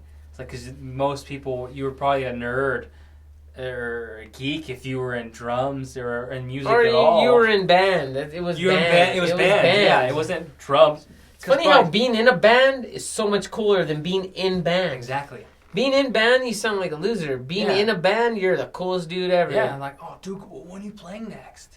But if you told someone in high school, like, hey, my band has you're in drumline, right? Dude, no one's going to go see you. Dude, that's crazy that you said that. Because there's no way that people would go and see you. If you would have said, oh, yeah, I'm in drumline. I play snare, march snare. Drumline sounds cooler than band, though. That's for sure. Yeah, that's true. So let's say you said I play snare, right, for my local high school. We're having a show. My band, not with the high school, my band's having a show this weekend, whatever. You'd be like, oh, that's cool. Yeah. And they wouldn't even think twice. But then you're like, yeah, now playing places we played, you're like, hey, yeah, no, my band's having a show this weekend at wherever. And you're like, oh, sick. You guys play there? We didn't know you. That's sick. We'll go. Yeah. But you're like, dude, like, imagine if, because I at the time, I didn't, like, pursue it because I'm like, I probably had a friend I probably had one friend who said, oh, dude, that's lame, dude. Oh, it's crazy too. Like, I mean, it's all hindsight too. Like, if you were to know what you know now, then like, even the advantages I had with like my cousin Ricardo teaching me and like playing in bands before me and kind of giving me that like insight before I got involved in it. Like, imagine if I saw what he had already accomplished today, then that's like a whole boatload more of insight. Yeah. But he was still figuring it out himself too. So I only caught the coattails of whatever he was learning. But like, there's like thinking back what I know now, and I'm like, like there's a lot I probably would have done differently. But I don't regret it the way it happened. It's still pretty cool because then I always try to think like, if I have a kid, I wonder if he's going to be even better at drums than me, or maybe not in drums at all, Little French like drums? Oh, dude. He loves being at shows. Or music in general. He's at an age now, though, where he likes being out. He likes being out, running around. So yeah, no. He loves being out. I love being out. But now, with work, I'm like, dude, do I want to go out and like, do I want to like try and catch up on some rest, or want to try and accomplish this, or like, there's always a checklist, and I'm like, do I want to try and check this off? And dude, it's crazy. I think about it almost every single day. Something you told me that maybe it was from your mom, maybe it's from someone else. I don't remember. It was when you told it to me when I lived with you in Old Town, and it was there's 3 things in life. Oh yeah, dude. And every day I'm like, all right, I gotta take a step back when I'm having one of those days, right? Yeah. Oh yeah, I remember. Time, money, and energy. Time, money, and energy, dude. It's life. That's across the board, dude. That's living. So and you can only have 2 at a time. You can only have 2. Dude, that is. Some people have 3, but they're not happy. Nope. Because they're usually, when you have everything you want, you still feel empty. You don't have enough. Yeah. You don't have enough still. And so was it like if you have enough time, you have the money, you don't have the energy. If you have the energy and the time, you don't have the money. Like it goes on and on. And you like can, it's a revolving door. You could break it down. You could try to find a way out of a way doesn't make sense, but it doesn't. No matter what scenario, it'd be like, oh, I worked at Walmart DC, busted my A, and now I got this money, but I'm way too tired to go out because I just worked so much. Yeah. So there's your money, and there's the trifecta. You don't have any of it. You don't have any of it. Then you lose it all. Then you're like, then your money's no good because you don't even have the energy to spend it. Yeah, and dude, every day, like every time I have a bad day, I'm like, you know what? And it's kind of. I remember one time, Mom, we were young, and it could have been something as simple as not wanting to eat what she made that night, right? Which in our family's case is like. No, you eat what Mom made, or you don't eat, right? Mm-hmm. Okay. So it was that, and we're like, no, we don't want that. Probably one day we're like, we're tired of that. Yeah. And Mom and Dad are like, you serious right now? Yeah. And we're like, yeah. We were young, right? We're tired of this, whatever it was. And Mom's like, all right, you tired of this? And we're like, yeah. She's like, okay, follow me. She goes and sits in front of the TV, dude, and we watch Oprah. Okay, and that's just odd. Watched Oprah, and I don't remember what it was called. We were young, and it was Oprah where Oprah goes to like Africa and gifts kids like a toothbrush, starving kids, a pair of shoes, something so simple. They were like, "Oh, we just have vans." You know what I mean? Something so simple. We just pick them up at the store down the street. We just have them. You know what I mean? And we watched like her last 3 trips to Africa, and it's probably me and Tom. I don't know if Ty and Trent ever had to watch it. Not that they had to watch it, but you know what I mean. But it's beneficial. It opens your eyes for sure. It's like traveling. It opens your eyes a lot. And when we were that young, and you see it, you're like, oh my gosh, like there's something way beyond mom making the same thing for dinner that exists in the world that will really change how you feel about your everyday life. Oh yeah, dude. And so after that, we were like, oh my gosh. And I got probably made fun of for like, oh, you're a little hippie kid or whatever. But I'm like, dude, like, I would rather live with less than like want more. Totally, dude. Right? And I've never said that quote before. That just came to me right now. That's pretty good. It's pretty damn good. You know what I mean? But like that's how I felt even now. Yeah. Well, I'll say less now because I'm finally getting financially stable. I'm like, dude, I can do things and I can do this. But I want to do this first. I want to make sure we're right on this first. But it's like seeing that, like even with Oliver, like he'll be like, I don't want that. I'm like, dude, that's what we're having. Yeah. It's pretty simple. Yeah. Like, don't or don't. And there's been nights where he'll be laying in bed because he'll take a couple bites of his food. We go to bed pretty early. And he'll be all, Mom, Dad, I'm hungry. I'm like, well, there's still your food you didn't finish out there, son. No. I'm like, then go to bed. Yeah. Dude, you know what I mean? Exactly, dude. I know exactly what you mean. And I'm like, because that was me. Because what if? The what if is a big what if. Oh, what if we didn't have options? What if we couldn't just go pick up food? That would be filet mignon to him. Yeah. Dude, and I'm like, dude, it's pretty wild. It's the same concept. And people always think, like, I would say parents that are our age, most of them today, I'm not a parent, but that's just how because of the way I was raised, it's like the same way with, like, a dog. If you give him table scraps all the time, he's not going to eat his dog food. Yeah. But then you don't feed him at all for a while, that dog food starts to look a little bit more friendly. Heck yeah. Before you know, he'll eat all his food. Yeah. It's just got to get hungry enough. Yeah. And that's what you see whenever you, like, those starving kids in Africa and stuff. But what leads back to what you were saying is I totally agree.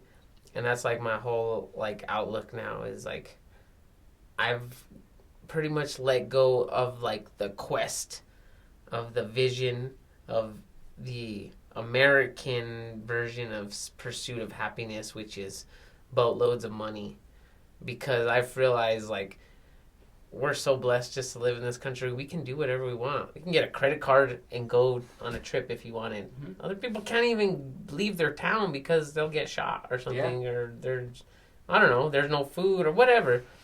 Like, we can do whatever we want, and it's like everything, you look at your life, you're like, everything's going to work out just the way it's supposed to.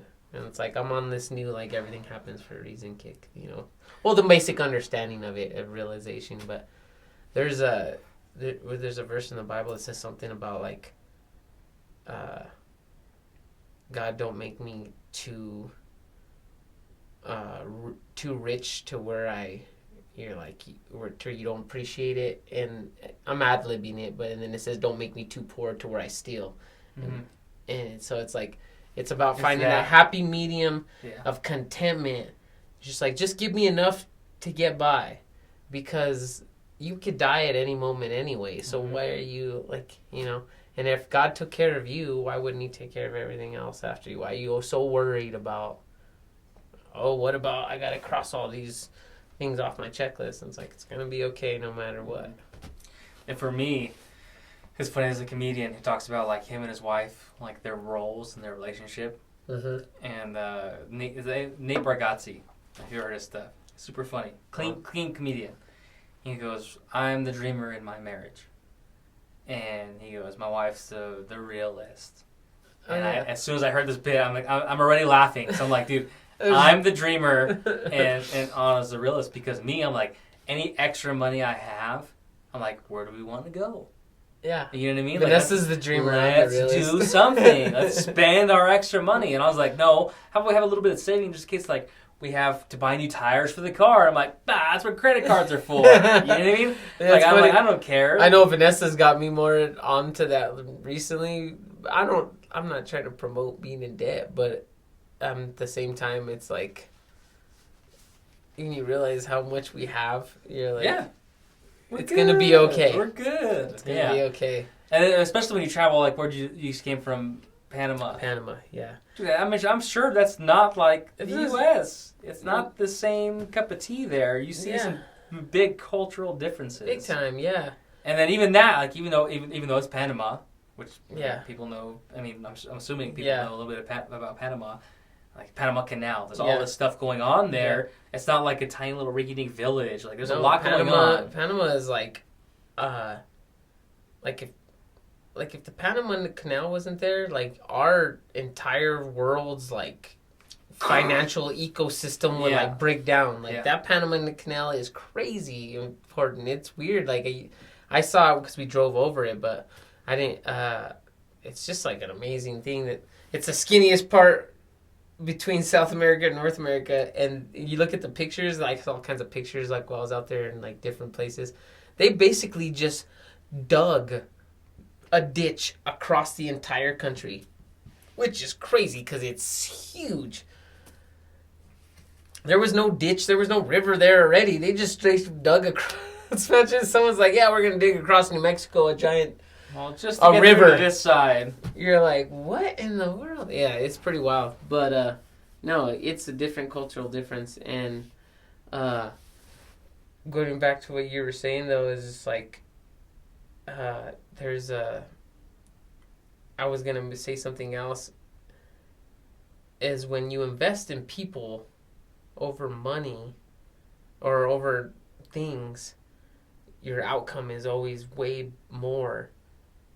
And it's funny because it's that if I take all kinds of like life points off that movie, It's a Wonderful Life. I watch it every Christmas, like probably like 3 or 4 times. Yeah, there's so many like life lessons to learn in it. But they say, I think at the end that he gets like a little written note from the angel that visited him or something. I don't know what it says, and it says, "No man is poor who has friends," or something like that.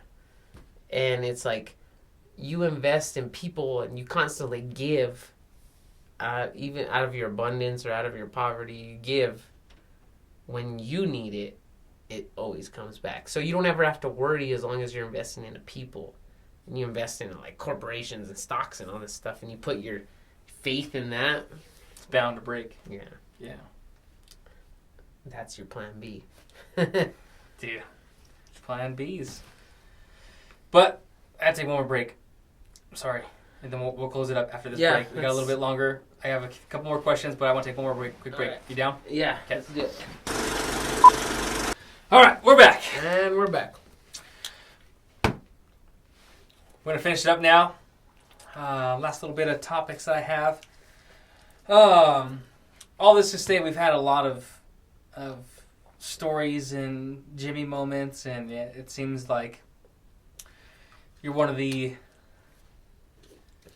they say handful, right? But I feel like it's not a handful. It's like a couple fingers of friends that like you don't skip a beat with, right? Mm-hmm. I have a couple of those where it's like the weird stuff. Everything we do is like, oh, and I feel like we've gotten that forever, where it's like, that was weird. You guys just did that, and we're like, yeah, that happens a lot. It's weird. It's a weird thing that we never really like. We say that's weird, but it's really more weird than we even think. Yeah, we just do things, and we're like, oh, that was kind of weird, but we don't really think about it. That's just who we are, and that could be like long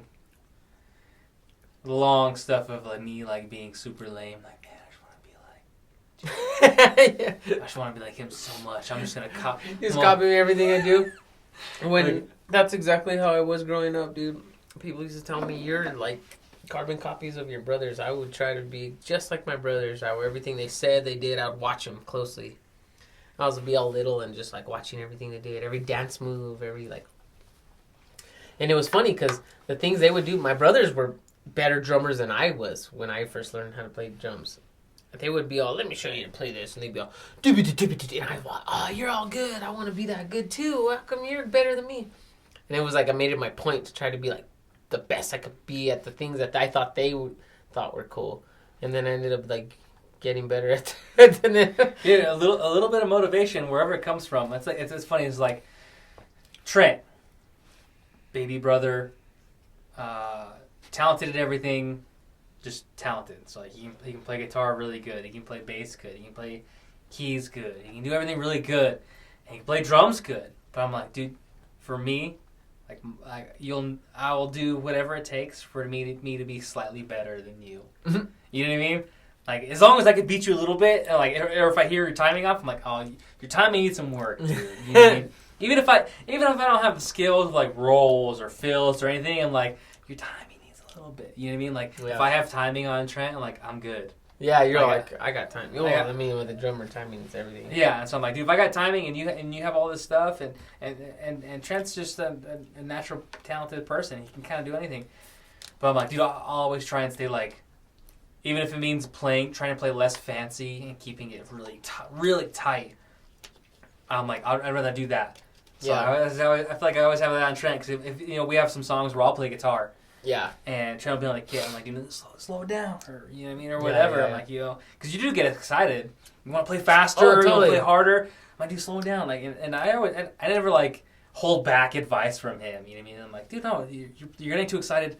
Just in your own head, just like you can just feel it. Yeah. Just relax. Don't get too excited. Like you have to relax. Yeah, because sometimes when the volume of the song goes up, it makes you speed up the energy. But energy doesn't mean tempo. Yeah. And that's one thing you don't... Energy's feeling. The energy is something in tempo or something that when you're first starting off as a musician, you think are the same thing because you don't know how to differentiate them. And then later on, you're like, when it gets hard, you play faster. If it's hard, it means fast. And it's like, no, it's just hard. Yeah, it's just hard. Yeah. Which I feel like I love halftime stuff. Like, I wish I could do like some crazy... Oh yeah, I wish I could play that stuff because like that halftime stuff is so sick and like that's heavy, and you hear that stuff and you're like, damn, that sounds so good. Even like applicable to like normal songs when someone is like a halftime feel like that, you're like, damn, that sounds sick. Yeah. And you try to play, you're like, nah, I can't do that. And you laugh it off. You're like, I'm just gonna stick to what I know. And keep it, tight and simple. Well, and that's actually a wise thing in some senses because like you don't want to be trying something that's beyond you, like, and with, like you said earlier, being like with drumming, it's all about timing. You could be playing the simplest beat and be on perfect time, or you can be playing the baddest, most complicated beat, but be a little bit off. That guy playing that is gonna sound way better than you. And the thing is, drumming is kind of like with bass. If you don't hear it, that means you're doing the right thing. But drumming's a little bit different because you do hear drums because it sets the whole thing. So it's even more important. It's the heartbeat, it's the tempo, but it's also the drive. So it's leading and following at the same time, kind of. Dude, like, but we've done two albums at Rio Grande Studios. Shout out Ken Riley, Rio Grande Studios. I'm about to go record over there. Dude, it's with Vibestrong. It's Ken's such a cool dude, man. He's older cat, right? He did a lot of Mexico music awards. Yeah, and because every time the second and third album we did at Rio Grande Studios, we slept there. Like we'll take the camper, the RV, and we'll sleep there. We'll get up early in the morning. We'll talk about the day, and then by that time Ken gets there, and we go straight to it. But one thing that I never realized that is a lot of the time drums get recorded first, right? Okay, so I never played to a click, and this is where I feel like if I was in line or something like that, it would have put me ahead of the curve to where I'm like, oh yeah, click, we're good, I got it. So he's like, all right, you ready? So Tyler would be with Ken in the booth, and I would have a click. So we'd figure out tempo. All right, let's do it. Let's do the whole song through. I would hear Tyler acoustic guitar in my ears, and I hear a click in my ears. So I'd hear Tyler in my ears and the click, and I'd be playing our songs to it. And sometimes I'm like, no, like because for him, he's like, if you hear the click, you're off, right? If you hear your drums, if you're just playing and you know the click, you're on. So I have moments where I'm on. And I'm like, dude, I don't hear the click. And then I get excited, and then it comes off. I'm like, oh, shoot, I'm slightly off. And then I try and, like, correct it or whatever it was. And for some of the songs... But then that starts to mentally mess with you because then you're not feeling the song anymore. Yeah. You're just listening all, trying to stay... It's like you're playing a video game now. Yeah. You're trying to hit the mark on the thing, you know? And that's what he said. For some of the songs, I'm like, dude, can I redo it? Like, you know, probably a handful of the songs we did in both albums. I'm like, can I redo it? And he goes, why? Why do you want to redo it? I'm like, because on this part I was off. And he's like, and then exactly what you said, you're not feeling it. He goes, dude, listen to old rock and roll. And he's like, those guys played rock and roll. He's like, yeah, sometimes it was off, but it wasn't off. It was exactly where it needed to be. He's like, so let's just ride with it and let's see what happens. You know what I mean? So we'd move on, and then, you know, we'd go into other things. I'm like, oh shoot, you can't even really, like, if you didn't know, you wouldn't know. Like, it sounds pretty damn good, right? Mm-hmm. And so, like, some of the times where I feel less confident in my stuff, where I came off a little bit, he's like, no, it's like, that's okay. Like, coming off a little bit's okay. Like, it means you're feeling it. Like, you're playing the music. Yeah, no one's you're perfect. Playing with the music. We found a kind of a way to do that with Mondo, and that's the way I like to record. Is I like to have the guitarist before the drum. Most people want to record drums first, and then everyone plays the guitars. Yeah. I like to get the guitarist to play the whole song through with a click. I feel like it's easier for a guitarist just to play with a click because all he needs is timing. He doesn't need anything but just the tempo so he can stay on time. And what that does is that, and you record that sorts out all the changes in the song throughout it, like you had with him playing along. But then when it's recorded, you know it's on time because he's playing with the click the whole song. So then the drum, I don't listen to the click at all when I play. I just listen to the guitar, and I can play with the guitar because I can tell what part of the song it is and when all the signaling for the changes are. It's a little unorthodox, but click's hard, dude. I feel like that click is a monster that I don't even know how to. It's hard. Like I'd have to practice with it. I feel a long time before I can. Dude, and that's what Ken told us. Like, when you guys practice like your songs, which we never have.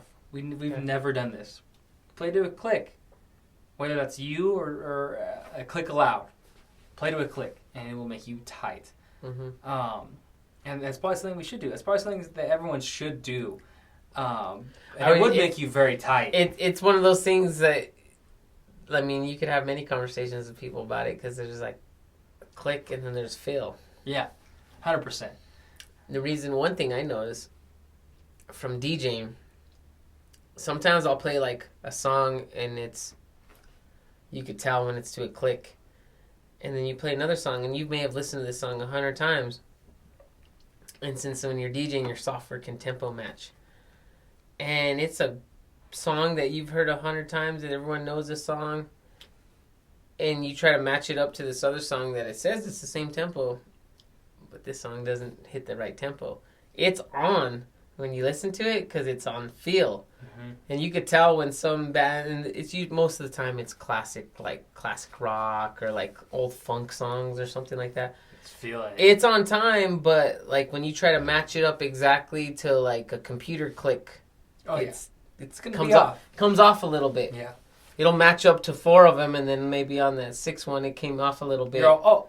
Wait, no, it's on. There's that moment. Yeah, where you snap and then but like when you're DJing, it has to be on. If it does that, then you can't use it. You have to like either clip the part that's on time.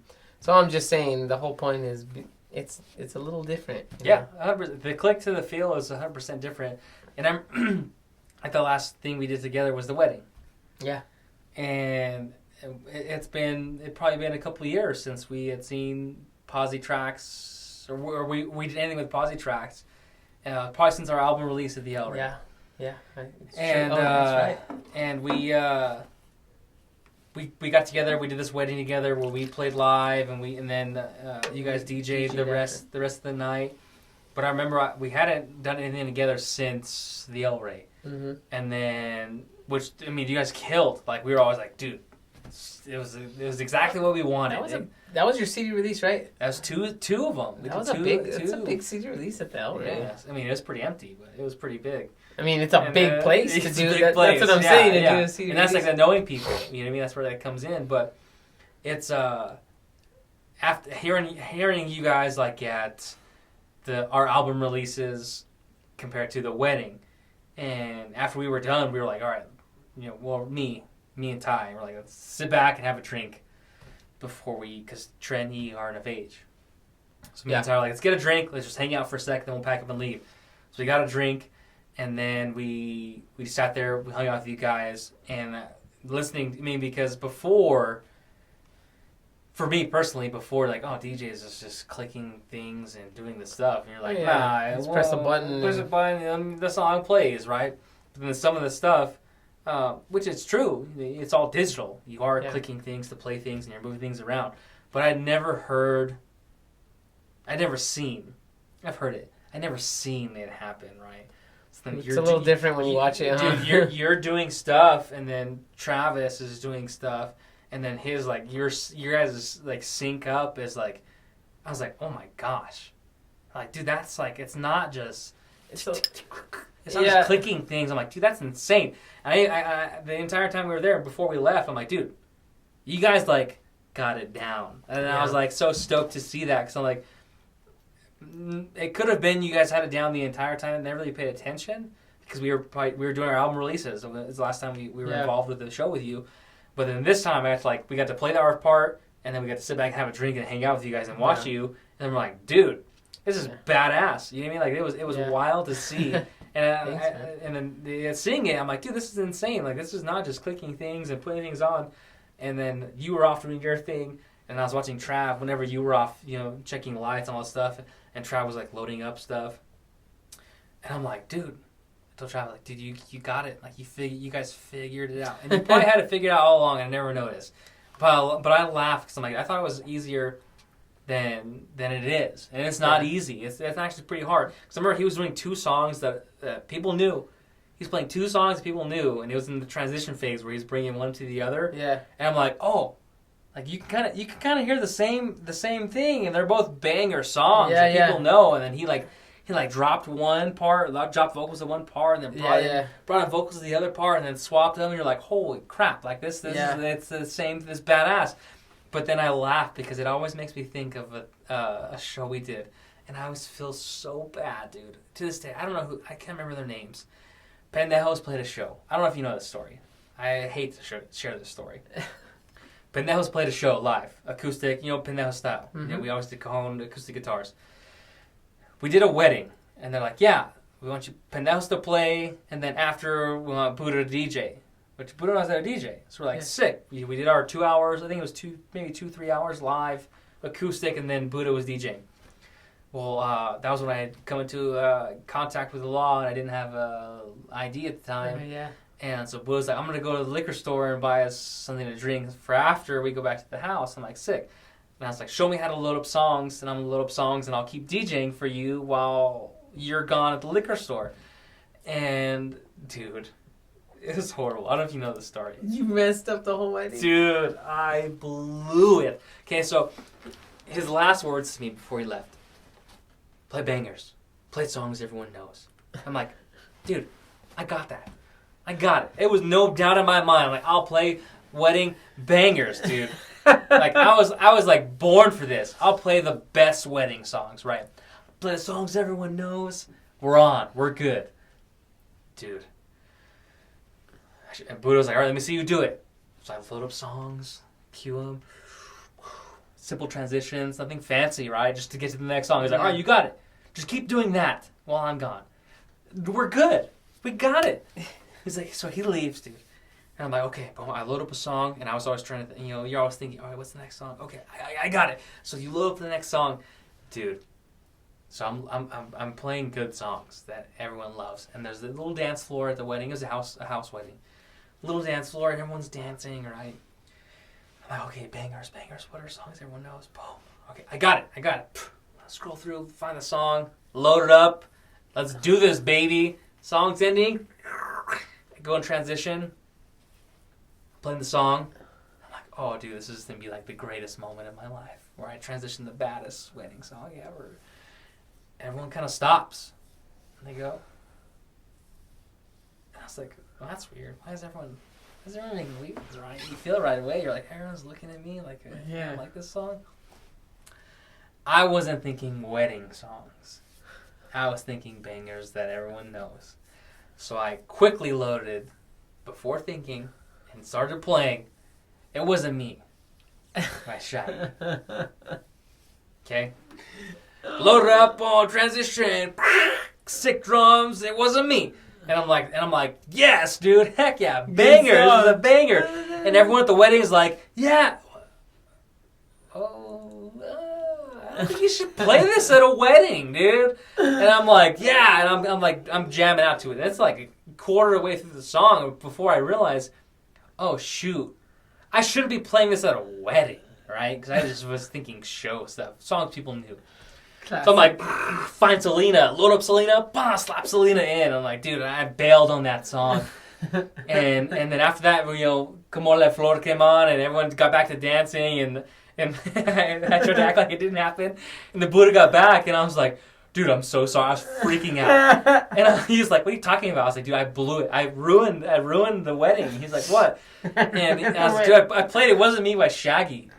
And he cried laughing. He's like, what were you thinking? And I was like, I don't know. I was trying to play bangers, dude. I was trying to play songs people knew. And that was like a banger that I thought people would like. I said, but it's a wedding, and I didn't think it through. And he laughed, and after he's like, get out of there, let me take over. So I sat there in the back behind Buddha, and I was drinking. And that's funny. The wedding ended, and then I go up to the bride and groom, and I'm like, I am so sorry. Because everyone, it's pretty much just us and like the family at this point. No friends or anyone. It was low key.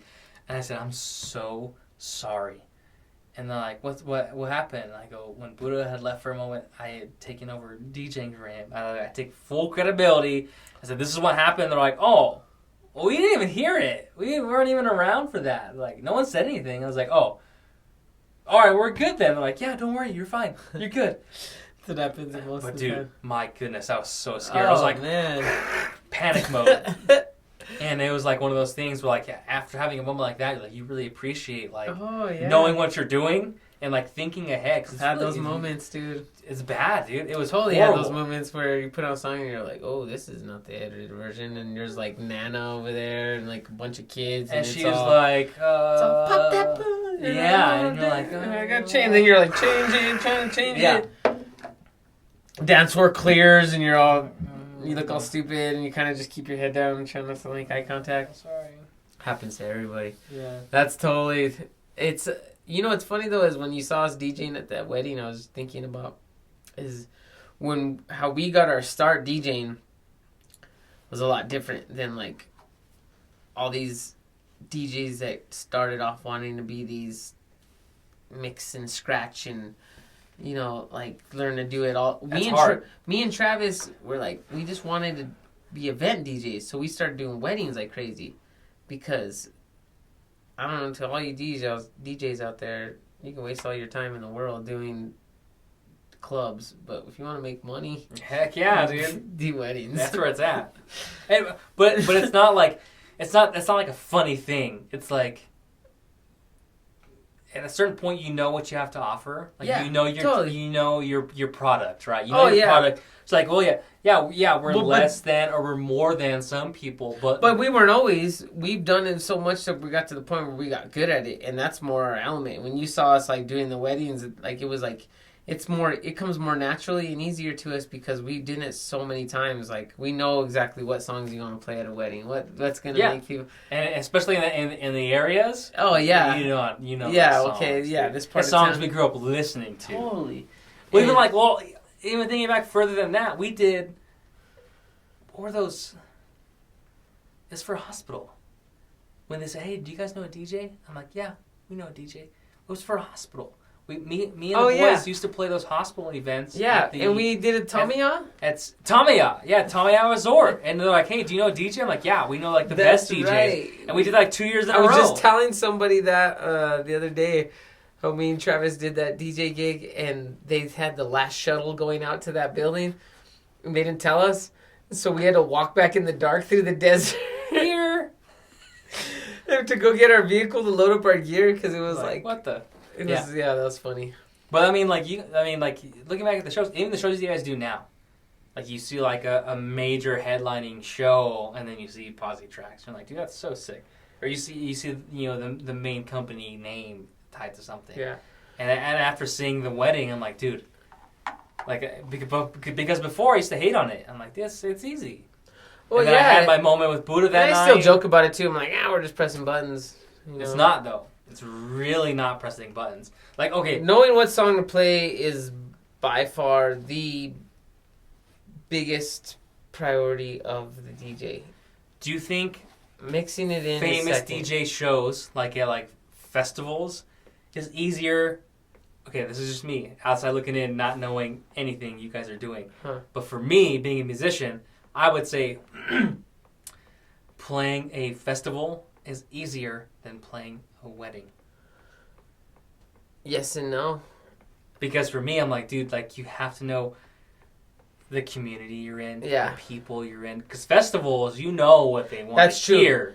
And you can play those songs. You're not going back and forth. You know the style that they want to hear. So you can just play all your style, all of your music. But for a wedding, you have to know where you're at. Yeah. You know, geographically, you have to know exactly what you're saying. So for me, outside looking in, I think that playing a wedding is harder than playing a festival because you have to know the small things that if we're an outside DJ were to come in, you'd be like, all right, I got a show in the South Valley. Big time DJ, millionaire, right? I got a show in the South Valley. They paid me my tip-top price. I'm a DJ that's wedding for the South Valley. Yeah. And they play it and they're like, this is not what we wanted. Yeah. You know, where's the rancheras? Yeah, where's the rancheras? Where's the marcha? Where's all this stuff? Yeah. I mean, like you have to know the area you're in. And I agree. Like outside looking in, for me, just not doing any of that stuff, I think festivals are easier than weddings.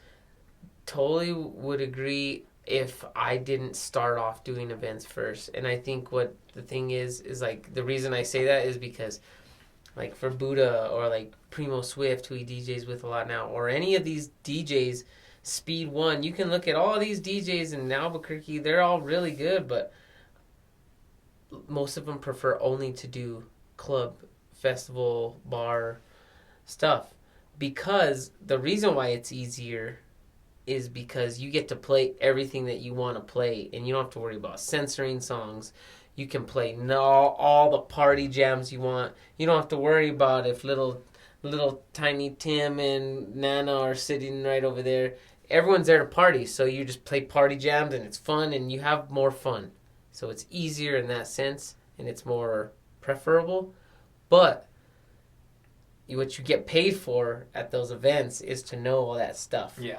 And me and Travis have been doing it for so long that it's like, we always joke about every time we go into a wedding gig. I always like pretend to hand him a file, or I hand him with something, and I'm all the father's a capital investor, and the mom's really big with charities. We always do that thing from Wedding Crashers, wherever they study up on the family thing.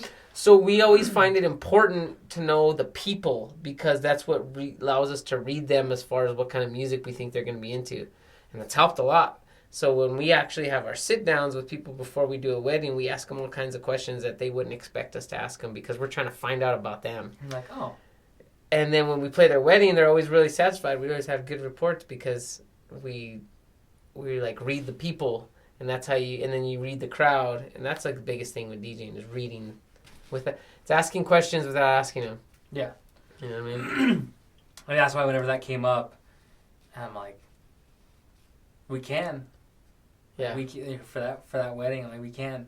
Yeah. But if you'd allow me. Yeah, and we have all these songs already because we played those South Valley weddings. We played those. And I'm like, I was like, And we've done the opposite too. We played weddings where we went to people and they were like, no country. We don't want any country or no Spanish music at all at our wedding. Like, the bride and groom were specific. Wow. Like, we don't want any of that. What'd you play? And it was top 40s, Justin Bieber, and, wow. Like, they just wanted to hear, maybe, like... John Mayer? Yeah. I was thinking of a lot of stuff that you guys play, too, like, the folkier pop stuff. But yeah, like that's like as far as they get into Yeah. country. You know what I'm saying? Yeah. That's, but yeah, it's all over the board, and it helps to know that, to have that background of being from a small town and all the weddings we went to Yeah. growing up. It's like you gotta know, and then you also have to like learn like how to play the white girl wasted parties, where they just Maroon want 5. where they just want to hear girl jams. Yeah. You know what I mean? Yeah. Like, yeah. Dude, and that's the thing too. I mean, like even like playing like live, like not like, or I guess even in breweries, like the brewery scene is like, and that's kind of like what our great uncle told us is like, what kind of music are you guys playing? We first decided to start GP, and we're like, well, we're kind of playing a little bit of everything. He's like, good. Yeah. He's like, good. More He's like, adaptable. what do you guys want to do? I'm like, oh, goal would be like to travel a little bit, right? He's like, then good. Then play something for everyone. That was his biggest advice for us. Yeah. Play something for everyone then. Yeah. He's like, what do you guys want to get into? What kind of shows? And we're like, well, we played a couple of breweries now, even though the boys, I mean, Trent's still underage, which is crazy, right? It's crazy. Like, Trent was probably like 14. He's got like 6 kids already. Yeah, he's like, yeah, the cheaper by the dozen over there. But you know, he yeah, on tours, Mom or Dad would have to get on the phone with owners sometimes of bars to be like, dude, he's not gonna drink. We just want to play. He's that like, show. I'll be there. Yeah. I mean, And so like in San Diego, we played at a cool small spot in San Diego, dude. And the lady running the bar that night, she goes, okay, I need to see everyone's IDs. And I'm like, yeah, here's my ID. But they're way underage, which I may or may not have disclosed that booking those shows, because I would send thousands of emails booking shows on the road. And they usually would assume that we were all 21, but I would, if they didn't ask, I didn't answer. Yeah. So I was like, let's book it. And then we get there and like, all right, everyone's IDs. And then the boys are like, oh, I'm 14 and 16, you know what I mean? And this one time in San Diego, this one time in San Diego, Dad was behind the bar on the phone with the owner of the bar. Dude, like we're a family band. We're the gosh dang Partridge family over here, man. Just we just want to play the show and get out of here. We're not trying to drink. My boys, because Tyler Kane was with us then. He's like, the ones who can drink are gonna drink, and the ones who can drink or not try, they're not gonna try and drink. They just want to play music. And they're like, we finally got the okay, and that was a handful of shows. Dang. And it was like, all right, you guys are good, but as soon as you're done, you get sound ready. check, you get out. Yeah. When you're ready to play, you come in, you play, and then you get out. Uh-huh. And so like, okay, like whatever it takes, we'll do it. And it's like, not the whiskey, because the whiskey was different, because that was an all ages show. Because one of the ladies who had opened up for us, she ran a school in Santa Monica. She was a music teacher. Oh wow. So she had her entire class there, which nice. is cool. Yeah.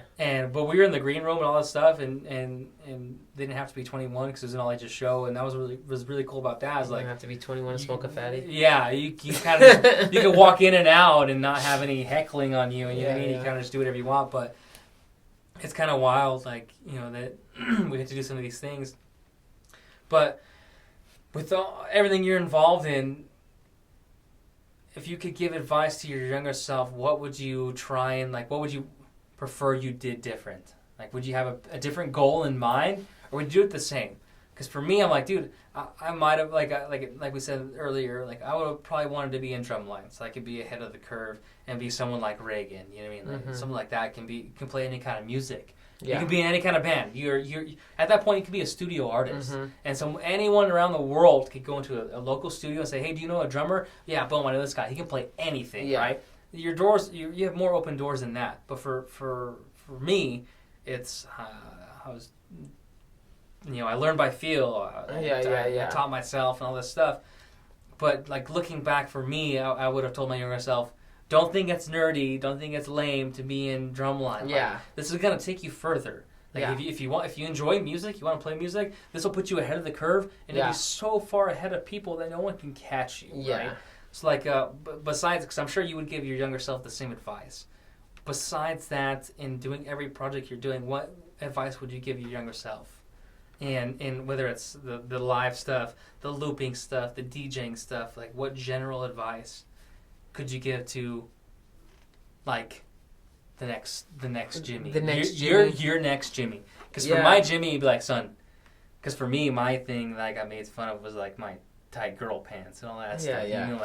And for me, I'm like, I never really got made fun of, but I never took it to heart, right? I never like, Mom, these guys made fun of me for wearing tight pants. Like, I knew what I was getting myself into, right? Yeah. Because I had older brothers and his friends, all this stuff, and they're like, no one dressed like that. Yeah. But I still hang out with all these guys, and I wear the tightest pants I could find. I you know remember, what I mean? yeah. And I never like really thought twice about it because I'm like, I just like this. You know what I mean? Style, yeah. And it was the skateboarding thing and all that stuff tied into it. So I would tell the emo crowd.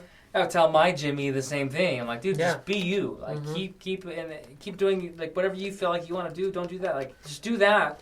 And if you get made fun of or whatever, like that's their problem. That's not your problem. Keep moving forward with what you want to do. Because then, even just doing that, you'd probably be ahead of the curve, right? Yeah. So, just in regards to music, in all forms, what do you think you would give your Jimmy advice on doing?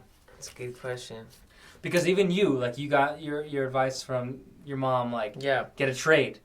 Like, you can chase your dreams, but what if your plan B? And we talked about your plan B. Yeah. There's always a plan B. Chase it as hard as you can, do whatever you want. But what if, and it's a pretty big what if with music, right? Totally. It's like, but I want to know an advice besides your plan B. Because plan B is get into a trade, and if worst case it doesn't work out, you have a fallback to where you can make decent money and doing everything. That was huge advice I got from Pastor Sean, actually. Because I was going to go to a music school. I was dead set on it. But my parents were like, we're not paying for that. You can get a good job, and you can put yourself to music school. Yeah. And then I was like, I don't know if I can do that. The one price, and you're like, no, maybe I'm not made for this. Exactly. Yeah. I would probably say, probably the same thing I still say, and I should have.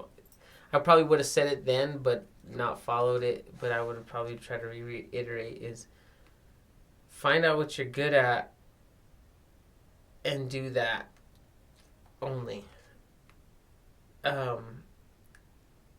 Because I think what happens to a lot of people and a lot of kids or a lot of people when they're young is they're good at a lot of things, but they're not really cut out to do everything. And I'm a firm believer in that you can be a jack of all trades or a master of one. And for the main reason why I didn't, people always ask me, well, don't you want to learn how to play keyboard? Don't you want to learn guitar? All these different things.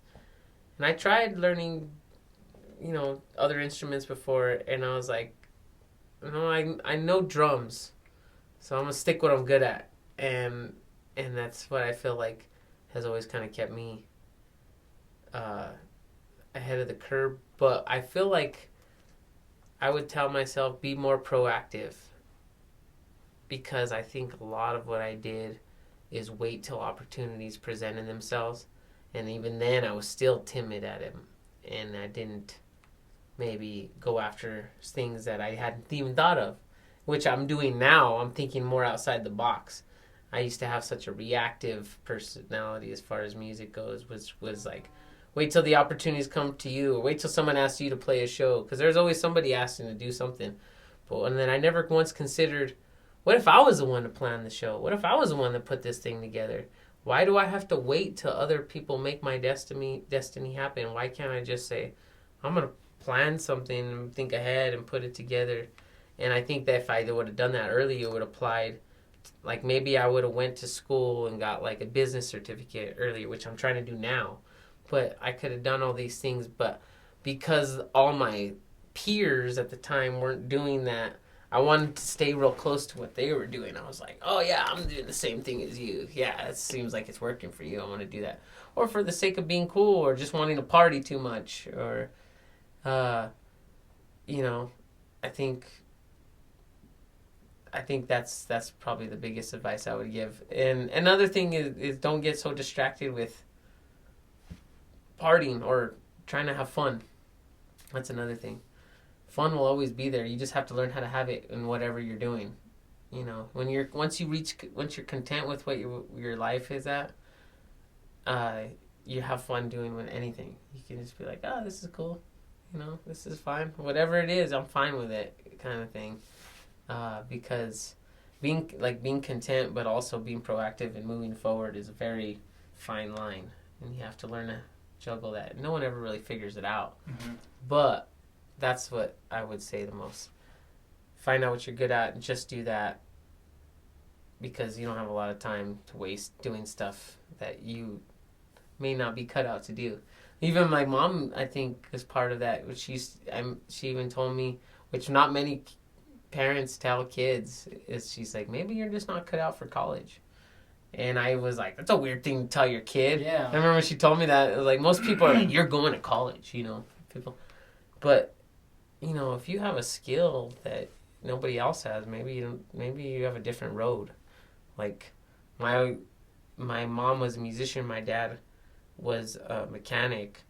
It was very easy and practical to be a mechanic, and that's what all of us wanted to do growing up. Because you can, get a job at a dealership, make some actual practical money. My mom used to discourage me from being a musician. She said, if you be a musician, you're going to be poor your whole life. She would just say, be a doctor, be a lawyer. She'd always try to tell me to do these things, but at the same time, she was, I think as she saw me going down this musician path, that's when she was like, well, maybe you're not cut out for that. But whatever you're doing, do it full blown or don't do it at all. Simple. Well, there it is, folks. Jack of all, master of none. Don't discourage your kids or your loved ones, your sisters, brothers, whatever it is, from chasing a dream, because me and a handful of friends have talked about chasing dreams, and we're not from a generation of dream chasers. We just kind of flying by the seat of our pants, having a good time and playing music with our friends, and that's from one Jimmy to another. It's just find something that you're good at, and if you really love it, you'll figure it out, and always have a plan B just in case, because you never know what life may throw at you, and it happens quite often. So find something that you're good at, find something you love, chase it with all you can. If it doesn't work out, you'll have your plan B, and you can support whatever family you may have in your future. Mm-hmm. But yeah, don't discourage any of your friends and family for chasing their dreams, and we're going to have a good time. Thank you to the OG Jimmy. Yeah. For coming and hanging out. Thanks, French. Who's French Jimmy? Podcast. This is the reason that I am who I am today. I'm Jimmy. This is French Jimmy. Yeah, Jimmy and Jimmy. This is we're one and one. Thank you all for hanging out with us. Keep updated on. Give me your bands, dude. Give me everything, because I know there's a handful that I don't know right now besides the DJing stuff. So give me your list and where to find them, because I know it's a lot now. They're all on Facebook and Instagram, and they're all pretty much just as they are. But Dajerney is one of the newest band that I'm in, and I'm on drums. It's a Jamaican dude, straight from Jamaica. He's a young cat, really good, blowing up. We're playing at the State Fair this week on Thursday, at the African Pavilion. Dajerney, Dajerney, like the journey, like peace be the journey, man, like Cool Runnings. Dajerney. He's the one that holds that name. I'm his. There's a few of us that are his band, but things are moving up, and that's really roots rock reggae, like traditional style. Like that's what we're playing. It's not this Albuquerque reggae or Cali reggae that you've been hearing around. It's one drop, like that was the most challenging kind of drumming I had to learn recently, and so check that out. The other one is Mondo Vibrations is always still going to be up in the heavens somewhere, and may grace itself upon itself every now and then. Mondo might present itself every once in a while, but Mondo is always going to kind of be a thing. Vibestrong stemmed off of Mondo Vibrations. I'm drumming for Vibestrong now. We're about to record at Rio Grande Studios, that I was saying. We got a couple shows coming up. We're playing at Tin Can Alley on the 2nd, and then on the 8th we're playing at the Balloon Museum for the Mayor's Balloon Glow event. And that's Vibestrong has been around for probably 8 years or so. We took a 3 or 4 year hiatus, and then now we're back. And me, Buddha, Ricky G, Tony Man, and that's who we're just jamming with right now. Kevin's probably going to join us later on in the next year. And Positrax, as he said, my DJ, me and Travis. We've been throwing a lot of parties all summer. We just started doing that. So that was what I was talking about, being proactive. We were always like playing we were always accompanying like Through the Roots or like, all these big bands that come through, and we was like, why don't we just start throwing our own DJ parties? So the Summer Night Get Down is what started this year. We had 3 of them. We're about to have the Summer's End Get Down at Inside Out this coming Friday. DC, Soul Shakedown. He does all reggae. Buddha Funk, and then Positrax. We're going to be doing that. It's going to be really fun. And then HubCity SoundSystem, of course. That's me, Kenny, Cernius, and Buddha. And it's a trio. We do live looping. And we play seldomly, but we usually try to make it well worth it. Either we'll do a big out-of-town show or we'll try to do something big in town. We haven't played in town in a while. This summer we've traveled all around, so that was fun. But we're still going, and that's really eclectic if you ever a chance to see it. HubCity SoundSystem. And I think that's it. Other than that, you might see me jump on stage with some band and rap or Always the best stuff. Or beatbox. So yeah, that's what I do. Beatbox, drum, rap, sing. That's my thing.